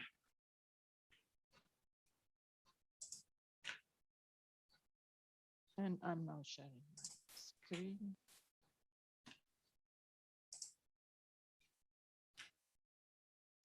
So here under funding and tender search, you have the funding updates. Here you can also filter them by programming period and by a programming group. They are kept here for 3 months, and you can subscribe here to the RSS feed, which will inform you whenever there is a new funding update here. For the new calls, you can subscribe to the RSS feed that is on the search funding and tenders. Here in this part you can subscribe and there you will receive the new calls. Okay, that's, I give you back the floor. I think that replies to the question. So Olivier, can you bring up the screen with Slido again? So next question, can we work with several people on the same application? And the plain reply is, of course, yes. I will try to show you how this is actually done. And I will share my screen again.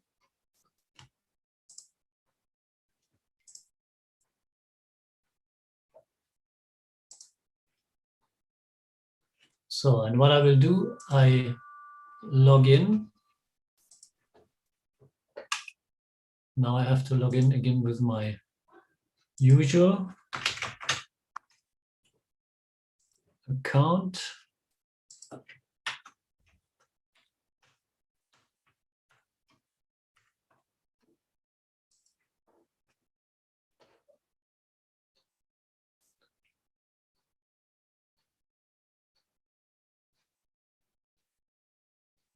And what I can do in the proposal, if I have created a proposal, I can of course give access rights to anyone else. So I go to my proposals.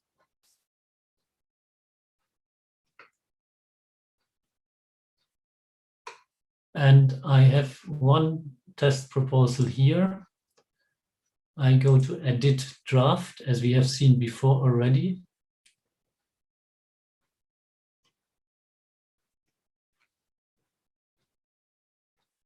And for instance, if I want to add another contact for my own organization, I have a button here.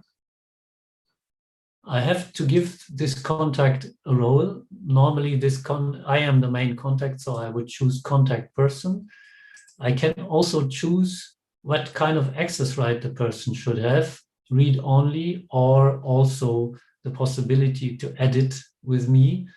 I say, okay, this is one who should also edit, and then I put a first and last name and an email address. I will not do this now because it's always the same principle. We have seen it before.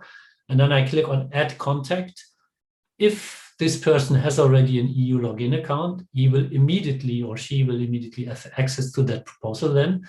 If this email address is not yet linked to an EU login account, the creation of an account will be triggered by the system, and the person will receive an email asking him or her to finish the creation of this EU login account. This requires 2 clicks, and then the person has access to that proposal. The same works if you are the owner, so to say, if you created this proposal and want to add contacts for other organizations that you want to become part of your consortium. So you first have to identify the organization via the pick or via the name, and then you search, and then there will be yet another screen for adding contacts. I will not go into these details, but the basic principle here is everywhere in the proposals, but also in the ongoing grants, that the ones who created it have access in the first stage, and then these persons can give access or also revoke again access to others. So the management of access rights and roles to your different assets is very much in your hands, and it all starts with the one who created the asset, who can then give access to others. Okay, we go back and come to the next slide of question. Are you planning this kind of webinar for advanced users? So I don't think we can have one single future webinar for advanced users, because when we go deeper into the details, it will become very specific. But indeed, we will think about maybe a series of webinars for the one and the other function. That is indeed a very good suggestion. Next, what are the new features of the portal compared to the old version?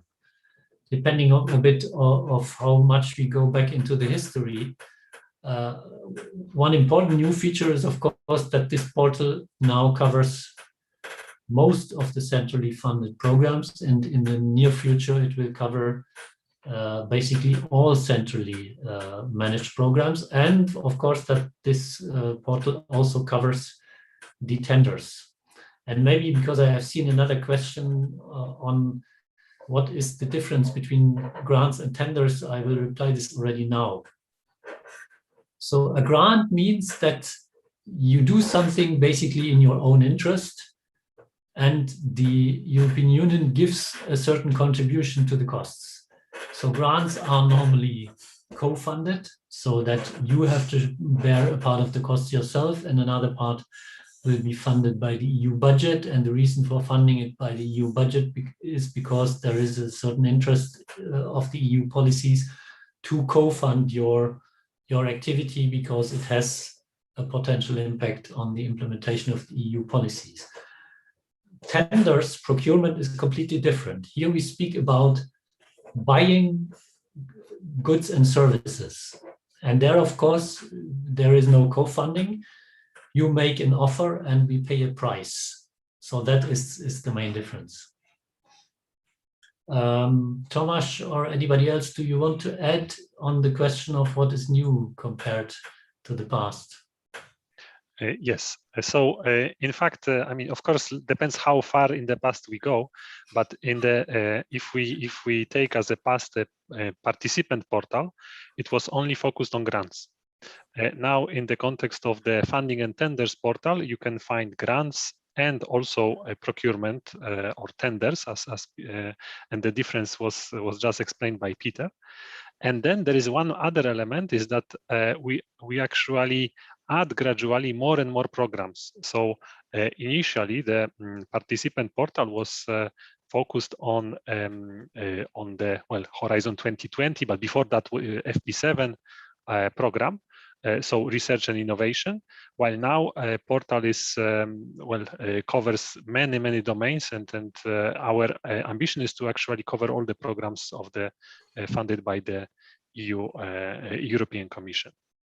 Well, I mean, we have some because all the time we gradually add new functionalities, so it is probably not easy to describe, but I mean, for instance, the novelties which we have is person profile, which Peter presented. The other novelty is the extensive possibility for partner search, where people can express interest in specific topics and call opportunities, basically, and there are many others, but I think I'm going to stop here because generally speaking, our intention is whenever we have a new functionality, we publish news in the news section of the portal, and we do our best to inform the relevant public about that. And also we do every now and then webinars which are focused on specific new functionalities. Just to add also, Tomasz, the project results, which is also very important, because now introduce also the concept of the investors that are also coming to the portal for the results exploitation of the projects that we have funded. So I think this is a novelty that more and more also programs will be added in the near future.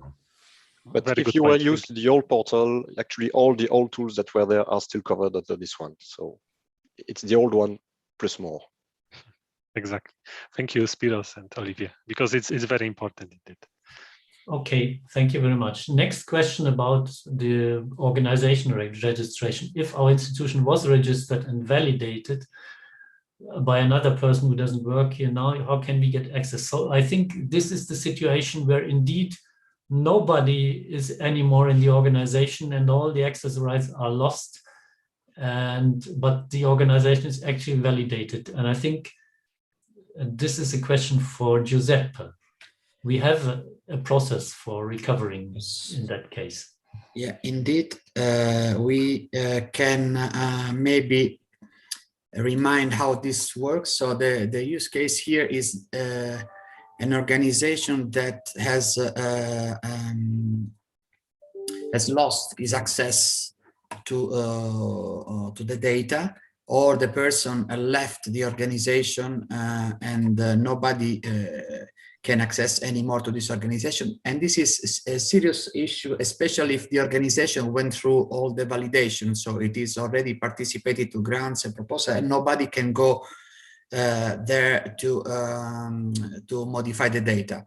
This organization is probably receiving communication from the Commission, so it's something that is happening once in a while. So we found we created a specific, let's say, a tool to respond to this need. If you can see now my screen again, I think that the proper way to proceed in this case, such a case, is to go for support and go in the FAQs.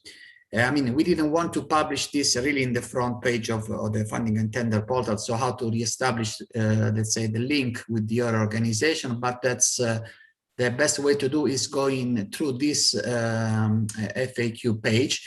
And in this case, I would search for LEAR, and you have a special section called LEAR recovery. So the LEAR, as you know, is the legal entity appointed representative, is the person who can represent the organization vis-a-vis of the commission, and then can sign, can decide who signs electronically, and so it's a very powerful profile. And if nobody can access to his profile, nobody can access to the organization, there is a way, without accessing to the participant register, to indeed regain access. And this is exactly the place you need to go. It's so again, you search for LEAR recovery in the FAQs, and then you go in this page. I know that it's a bit hidden, but is this done on purpose because we didn't want this functionality to be so exposed, but as you see, intuitively you can get to it. And then once you are here, you can go to access to LEAR recovery. What happens once you click here is that you actually are asked to provide again all the information. So basically the legal representative of your organization will have to fill in some forms where he will indicate who will have access. So the new LEAR, you will have to add his IDs, a copy of his IDs, etc.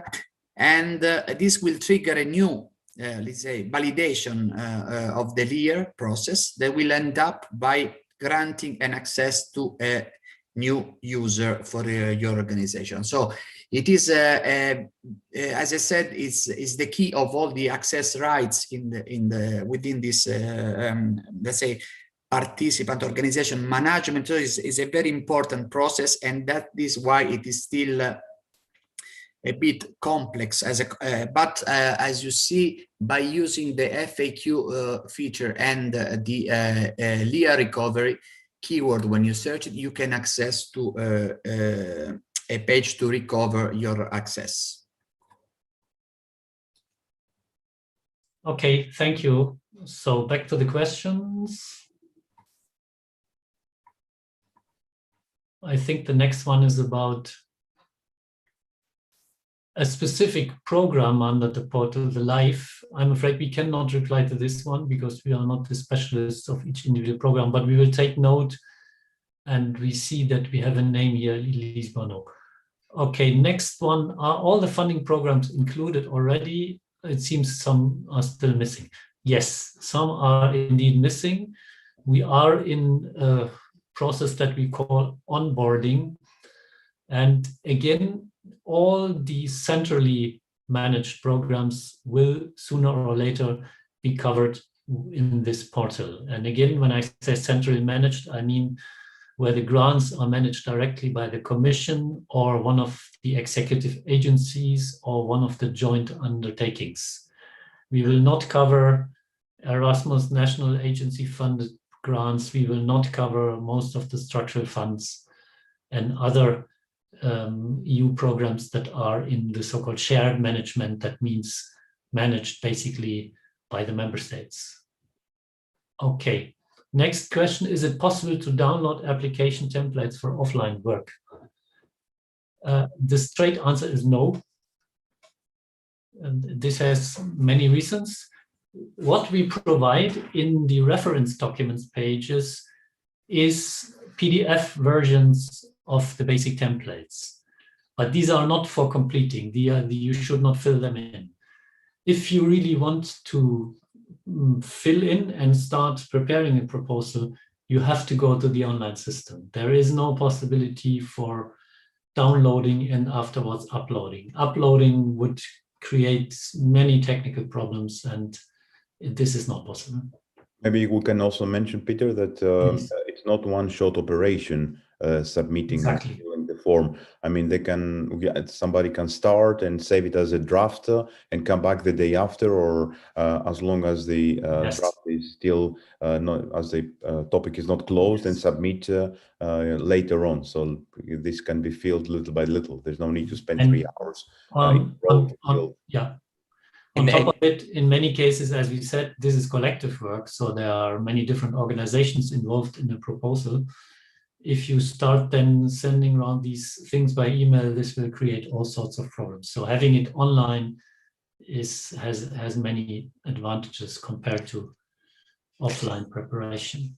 And if I may add something about the application forms on the reference documents page, these are standard application forms. They give you indeed an ID, so you would already be a little bit prepared before you start submission, but it could be that there are small changes compared to the version that you will find in the submission system.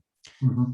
Because there it might be that for your call, they're using a specific application form with small changes compared to the standard one. And okay, can I add something another else? question was just popping up saying, from where can we get these templates?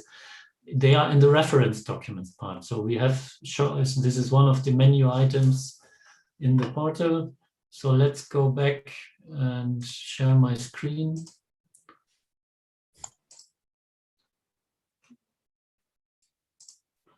So I am in here.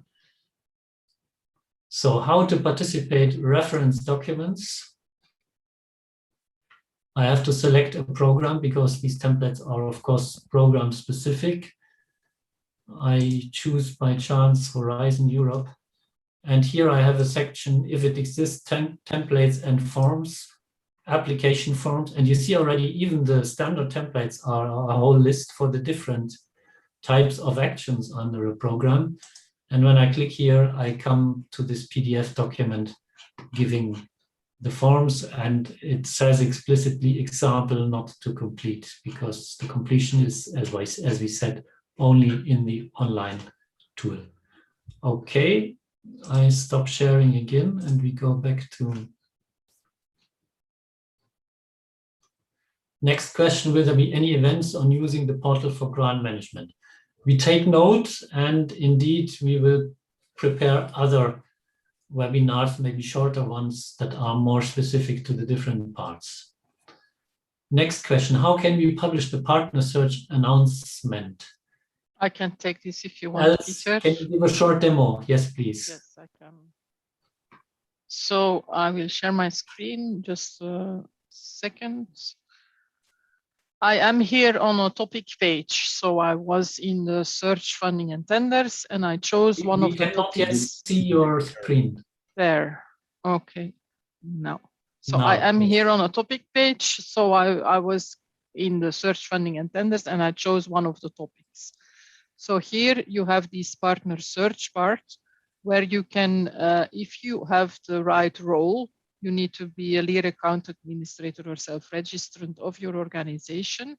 And you need, of course, to be logged in. So I'm logged in here and I have here my area part. You can click here, view edit. And there you have the possibility to select among your organizations. Usually you don't have too many.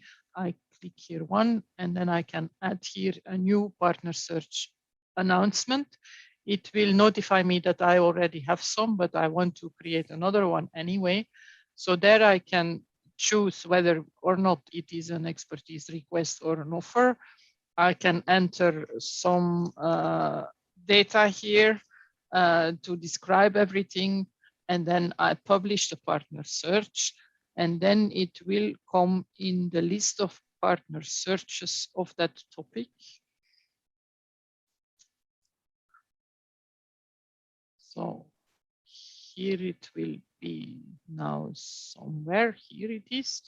But also when I go to my organization profile, there in the list, the same published search should appear, but not as immediately as of now, but it will come. So that is in short. And no, I think this was enough, Peter. Yeah, I think it's rather straightforward to create such a partner search request. Okay, next question. Will all these questions be compiled and available afterwards? I'm afraid we don't have the resources to prepare written answers to all the questions, but the whole session, as we said, is recorded, and you can go back at any moment and scroll through the video and go to the question and answers part and see what we have replied here. Next question. Recently, lots of technical problems with the portal, preparing, submitting proposals. Please explain this. Can we expect smooth operation again soon? Yes, this was related indeed to the proposal submission system. There were several issues at the technical level, sometimes very deep in the technical provisions of the system. The root causes were found. Also, the call deadlines that were concerned could finally be closed. So these calls there were some postponements of the call deadlines, but finally these calls were closed. And we are confident that in the next call deadlines, such a thing will not repeat itself. But maybe also ask our colleagues from Digit to say a few words about this. Indeed, we experience issues with submission system recently, but at this moment, well, I mean, so system was put back into proper operation. So we generally it works smoothly, and we are rather confident that this should not happen. And generally speaking, we have a very close look at and we are monitoring very closely this system. Maybe we can also just explain that this happened because of the new multi-annual financial framework and the fact that we have to deal with new programs which are not always the same as they used to be before. Correct. Yes, I mean those items comes from the evolution of the system to the new requirements. But as I'm saying, at this moment, we are confident in the operations of the system and we are monitoring it very closely. Okay, next question. In the future, during the project's lifetime, if we have legal or financial questions, to whom can we address our questions? Is there an email address? This question cannot be replied by one simple answer. So, of course, the first contact is your EU project officer, the one who is responsible for your particular grant, and with whom you are normally in contact in all the day-to-day running of your project. If this doesn't work, or if you are too remote from this because you are not the coordinator of a project, each program has specific provisions for giving help and support. And I think Emmanuel has shown the different options. If you are involved, for instance, in Horizon 2020 or Horizon Europe, there is a help desk called the Research Inquiry Service. And if you go to the page in the portal, so maybe I share again to show what you have to do. So I go again to the portal and I go to the support part and I look for help desk and support services. I have already filtered for Horizon Europe, and here you have something called the Research Inquiry Service, but similar provisions exist also in other programs, and then you have simply to filter for the other program. But if for a moment I go to this Research Inquiry Service, you have a form where you give your contact details, and you can choose a subject, for instance, legal and financial issues, and a program area, legal and financial issues, and then you can put in your inquiry. And there is a first level that will then look at your question, and depending on the specificity of your question, it will be forwarded to a specific second level help desk that will then be able to answer to your specific question. Okay, I stop sharing again and come to the next question. How to connect your own EU login account with your organization that is already registered. So there are different possibilities.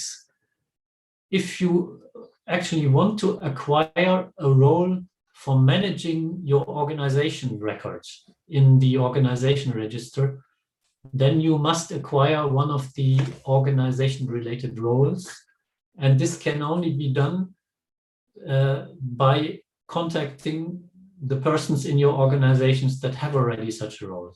So you must find out who is the legal entity appointed representative in your organization and ask him or her to grant you, for instance, an account administrator role. That's the way it works. And then that person follows the path that we have described earlier in giving you that role.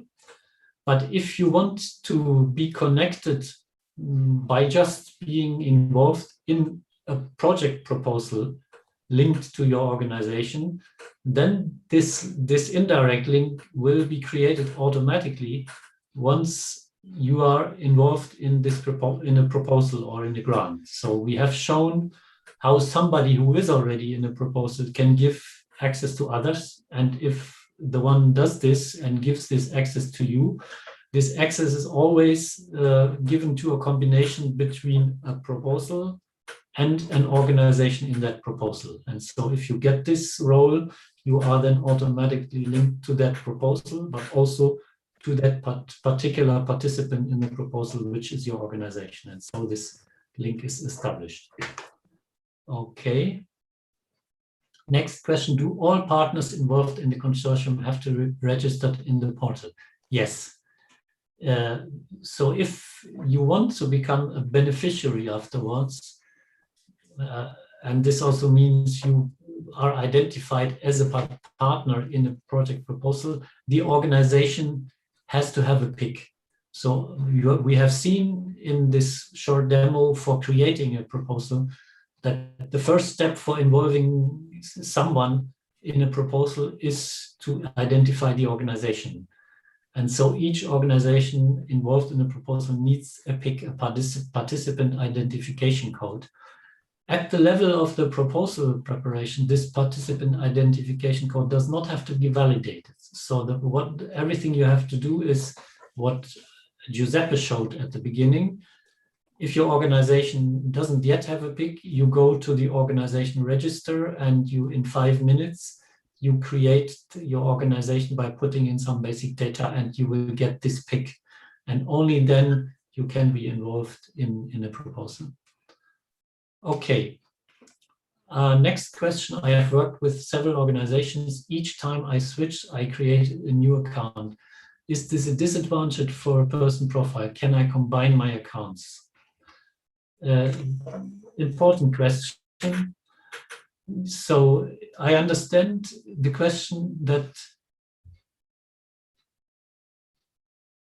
okay, you are actually involved in several organizations. The issue is if you want to become the legal entity appointed representative of several organizations, I'm afraid, no, I think it's still possible. Giuseppe, can you clarify? Can somebody with one EU login account be a leader in several organizations? I think yes. Yes, of course, yes. Okay, so it is better to use one only account because this will allow the user to have access immediately to everything he's managing. So that's. So then even this is possible. So the general principle is really we assume that one person is linked to one EU login account. So if we see a EU login account, we assume that there is one person behind it and that also this person has only one EU login account. And the system is, now that Giuseppe confirms also for the LIR, the system is established in a way that this is all possible. So you can be involved in multiple projects, proposals, multiple organizations with one and the same EU login account. The advantage is that when you log in, you see it all at once.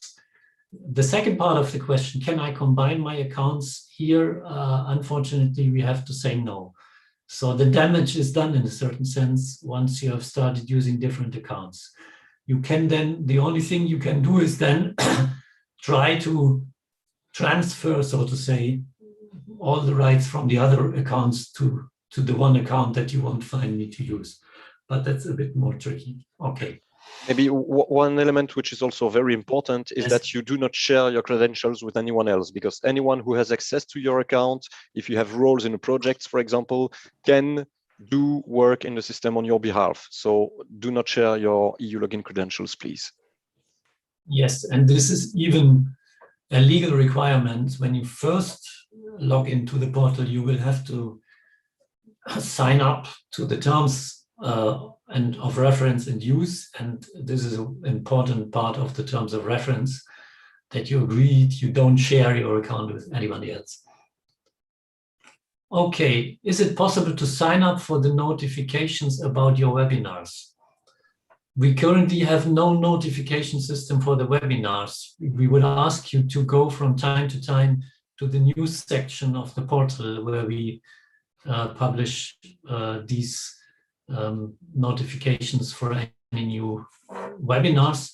And we also, when we do these webinars, we inform all the networks that exist, for instance, national contact points, lobby organizations, and so on. And we hope that these then spread the news about the webinars, but we have no notification system for the moment. But Peter, don't we invite certain roles sometimes for certain webinars? Once people Yes. have a role in an organization, Yes. we invite, yeah. I mean, that can happen. So let's say if in the future we organize a webinar on the specific issues around grant management, what we can do, of course, is can send a notification to anybody having a role in any of our grants so that they know that this happens. Okay, next question. Does the portal display somewhere the success rates per category of calls for projects? Not for all programs, but in particular for Horizon 2020, this is available on the dashboard. So you have heard a few words from Tomasz about the Horizon dashboard, and there is one particular dashboard for proposals, and there you can also see the success rates. And if you then drill down and filter and use all the possibilities of this dashboard technology, you can also do it per call. Okay. Next question, what is the difference between an organization being validated and declared? So declared means somebody went and did what Giuseppe described in the morning, meaning you registered a new organization and you have received a participant identification code, a PIC, this 9-digit number. This means declared. So the organization exists in our system. You can identify your organization when you start being involved in a proposal. Validated means that once your proposal is successful and we start with you the preparation of a grant agreement, we need supporting documents. You need to prove that what you have declared in terms of your legal entity is actually supported. So we need VAT extract from the National Company Register, a whole list of things. And there is a validation service in our research executive agencies, and they will then look through all these documents and see whether the data you have entered are in compliance with these documents. And once this is all checked, your organization, the respective PIC, will get a flag validated. And then this validation is valid for any future participation. So once you are validated and you participate a second and a third time, and you are successful a second and a third time, or you participate also in a procurement contract, then all this validation process doesn't have to happen again. So you don't have to submit all these supporting documents again. That is the difference between declared and validated. We are a bit past our time. I'm just looking how many viewers do we still have. It's still 1,500. So if colleagues are still available, I would spend some more minutes on some of the other questions, if this is okay for you. Next question: if a project proposal is successful, how to sign the grant agreement accession form on the funding and tenders portal? So first thing, what we just said, first, your organization must be validated. This PIC must be validated. Second, your organization must appoint somebody called LEAR, a legal entity appointed representative. This is normally a person in the central administration of your organization who has the trust of the legal representative of your company. And this person can then go to the portal and assign other roles in your organization. And one of these roles is the legal signatory role. So this LEAR, once he or she is established, goes to the portal and tells us who in the organization can legally commit the organization and can sign things. So in the same way as people can sign on paper. And these persons will then, these legal signatories will then still have to be assigned to the respective grant from somebody having a role in the grant. And once this is done, this person, the legal signatory, can go into our system, log in, and can sign the grant or the accession form electronically. Okay, next question. The upload area of the Part B allows a single document upload only. Is this a temporary bug, or are we supposed to merge all annexes in one PDF? This is a question about the proposal submission very clearly. And it depends very much on the call to which you apply. And as we said, these proposal templates and forms can be very specific. And there are calls and topics where indeed it is expected that there is only one PDF annex. There are other calls where there are more. I'm not aware of any technical bug. Was there a technical bug related to this, colleagues? I'm not aware either. I don't think it's a technical bug. No, I will confirm. I'm not aware of okay. It's probably the functionality like this. Usually when there's one Part B upload, then the system counts the pages, and that's the answer why we have one upload. Okay, the main reply is it depends very much on the call and the topic. Next question: if it is the first project as a coordinator, is there a help hotline, especially for financial and organization questions? I showed for the Horizon programs, there is the research inquiry service where you can choose the area in which you ask questions.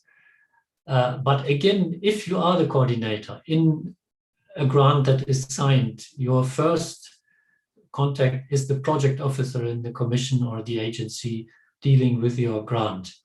And then, of course, the different programs also offer other help possibilities. In going back again to Horizon, there is, for instance, a network of so-called national contact points. This exists also for other EU programs. And there are also national contact points that are specifically trained and proficient in the financial and organization questions. And the good thing with these national contact points is that they are in your country, they speak your language, and they are more easily accessible also for talking than the central help desks of the Commission. Next question: if you register as an expert, can you still apply for grants? The straight answer again, yes. But then, of course, for all experts that we contract, there is a check on potential conflict of interest. And so if we choose you as an expert and you are supposed to get a contract, there will be a set of questions asking you, do you perceive potential conflict of interest? And we will also do background checks in our own databases. And of course, if you apply in a call for proposals in a grant, you cannot be an expert evaluating the grants, these proposals in that call for proposals. That's clear. But in principle, it's of course possible. Okay, will you indicate us where to find the annotated grant agreement model for Horizon Europe? Yes, very simple. That is under the reference documents. It's not yet there, but it will come. So I share my screen again for a few seconds so that we are 100% sure where we find it. So going back to the portal and going to the how to participate reference documents. And this time you should, of course, again, choose the respective program. So I choose Horizon Europe because I know that there is already an entry for it. It's here. But as I said, today, the thing itself is not yet available, but it will come soon. Okay, next question.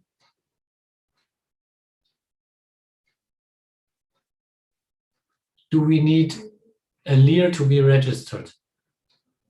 No, it's the other way around. You first register your organization, and then if you are for the first time in a successful proposal, then the validation of your organization will start, and linked to this, the process for nominating a LEAR will also start. If you are really completely fresh, you just register your organization.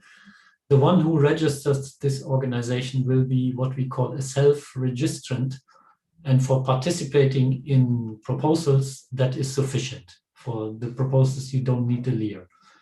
Once you are successful and want to sign a grant, you will need a LEAR. Next question, how are you paid as an expert? Is it fully remote job, so you're able to work from any EU country? So it's not always fully remote. Of course, in the current situation, it is fully remote, but in the normal situation, there can also be some on-site work here in Brussels, in particular when the panels come together to discuss whole lists of proposals and to form a ranked list. But a lot of the work is actually done remotely, in particular the individual evaluation by each individual expert. How are you paid? There is an honorarium, so it is not a procurement that we do in terms of the experts. We assume that you do this basically because you are committed to your subject, but you get some kind of compensation, which is currently an amount of 450 euros per full day. And then what a full day means, there are, in terms of remote work, there are rules for the complexity of proposals and how many proposals will count for a full day. So it depends very much. So, but this is the basic principle. Okay, next one. We have written a live proposal. Oh, again, a question on a particular program. Do we have to reapply at the funding and tenders portal? So reapply would mean there is a new call for proposals in the live program, which fits your topic. And as the live program will be now also integrated into the funding and tenders portal, you would indeed have to go to the funding and tenders portal. You will find this new call there, and then you can apply in the way we have described. How long does it take for a new LEAR to be validated? Giuseppe, do you want to give an indication? Well, this depends on other processes in the validation by the collaboration and the cooperation, let's say, of the participant himself. So if he provides immediately whatever is requested, which means a couple of forms to fill and sign and a copy of IDs, the process is quite straightforward, and it will not take more than few days. Of course, if you don't provide the information, this will block and delay the process. Okay, I'm looking again at the time, so I suggest that we spend another 10 minutes, and then it's 1 o'clock, and we will close the session. So, next one, will the funding and tenders portal replace the prospect and PADOR? Spyros, that is for you. I hope you can reply to this one. Yes, that's the idea. Currently, all the calls will be published in F&T portal, and that will replace actually the publication that they currently have via prospect. And indeed, the PADOR, the equivalent system of managing the organization, indeed will be replaced in the near future with the URF PDM that will be doing the management of the organization. So yes, that's the way it will go. Okay, next question. How do we know if our organization is fully registered? There are different possibilities. You have seen that for even preparing a proposal, you must identify your organization. And if you found your organization, it will also show you whether it is validated or not. But also you can also find this out independently of preparing a proposal. And here I share my screen again very quickly.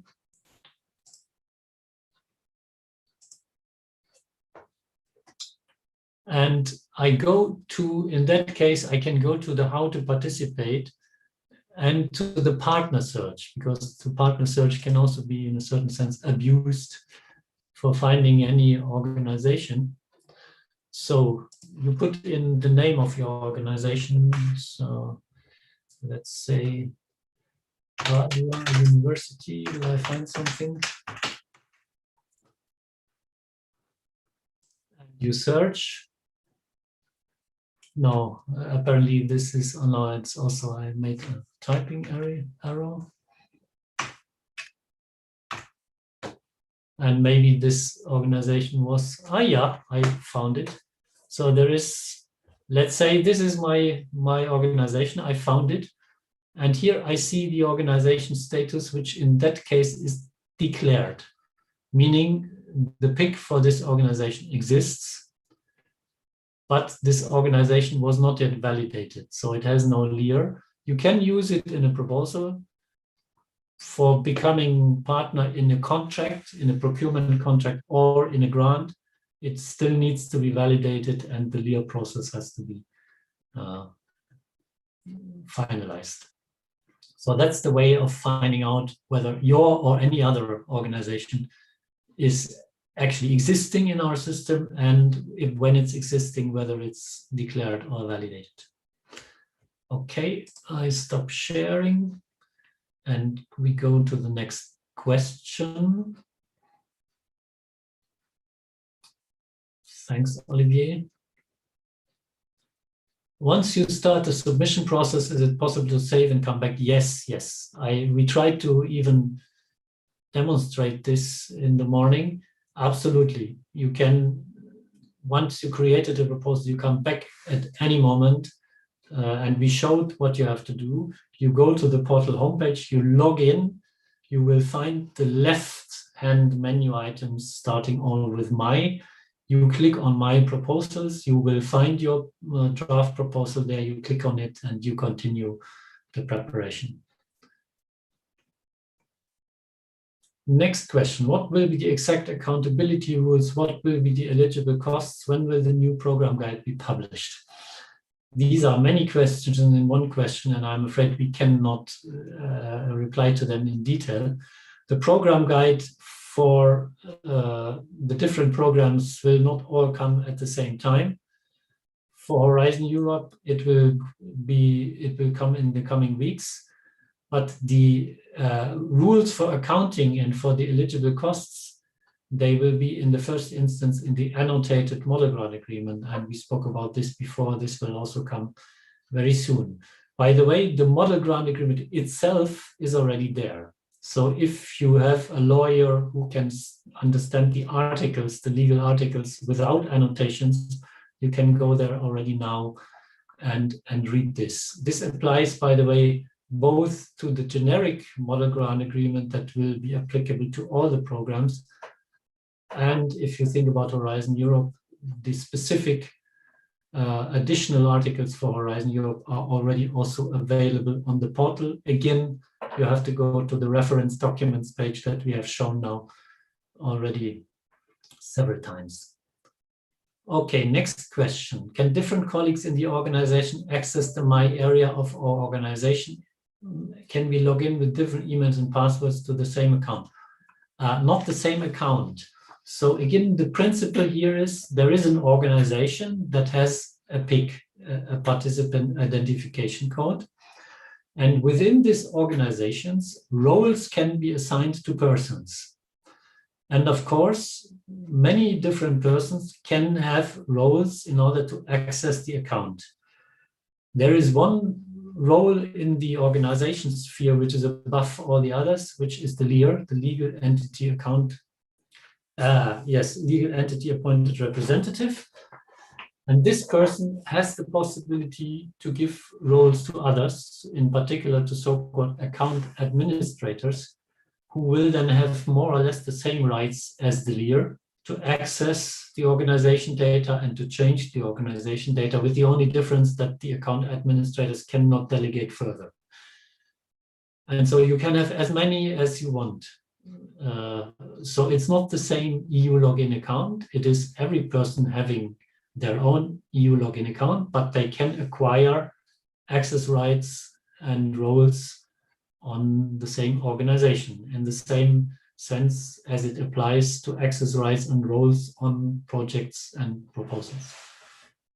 Okay. Next question, is there any way to avoid giving partners the full access to the application? We prefer partners not having the possibility to... Oh, now it has changed. Sorry. Okay, sorry, I go to this next question. Does all of this mean that e-proposal will no longer be in use for proposal submission in the next live program? I think the plain answer is yes. At least for the parts of the live program that are managed centrally. And if I remember well, the live program is a centrally managed program. I can confirm that, yes, Peter, please. Because we are putting the documents online. So yes, indeed, this system e-proposal will no longer exist. It will be replaced by the proposal submission system that we have demonstrated before. And now the other question pops up again. Is there any way to avoid giving partners full access to the application? Yes, it is. So I have quickly shown that you can, when you enter other people to give access to your proposal, you can choose with different levels of access rights. And if you don't want people to edit, then you give them a role that gives the read-only possibility. So that is in principle possible, yes. Another question on scope of our portal. Will this portal replace the International Cooperation and Development Portal for calls? Who has the reply to this? Who knows? Well, I mean, because here depends on the scope. I don't think the International Cooperation and Development Portal is a Commission portal, because if it's, I mean, we are indeed replacing the Commission portals for calls, yes. But my impression is, I might be wrong, but my impression is that this is the wider context here. Okay, I think we cover now the very last question, and very sorry for the few questions, or for the many questions that are left. We will go through them and we will see if we integrate them afterwards in our frequently asked questions. So which one is now on top? Are these grants only open for a registered organization, or can a single person, freelance, etc., apply for the funds and still be accepted? Yes. So we have the concept of legal entity, and any legal entity can participate in grants, but also in procurement contexts. And of course, a natural person is a legal entity. I, as a natural person, can of course sign contracts. I sign contracts for my electricity and for my phone and everything. So yes, indeed, natural persons can participate, and natural persons also can register in the participant register and can get a pick. We maybe missed this very first choice in Giuseppe's presentation. The very first question when you then go to the legal status of your organization is the question whether you are a legal person or a natural person. And in the case, if you are a freelance, you want to have such a pick, you go to the system and you tick, of course, natural person, and then you have a pick, and then you can participate in proposals for grants and for procurement contracts. So, colleagues, I'm sorry we are running out of time. We have to stop this now, as interesting as it might be.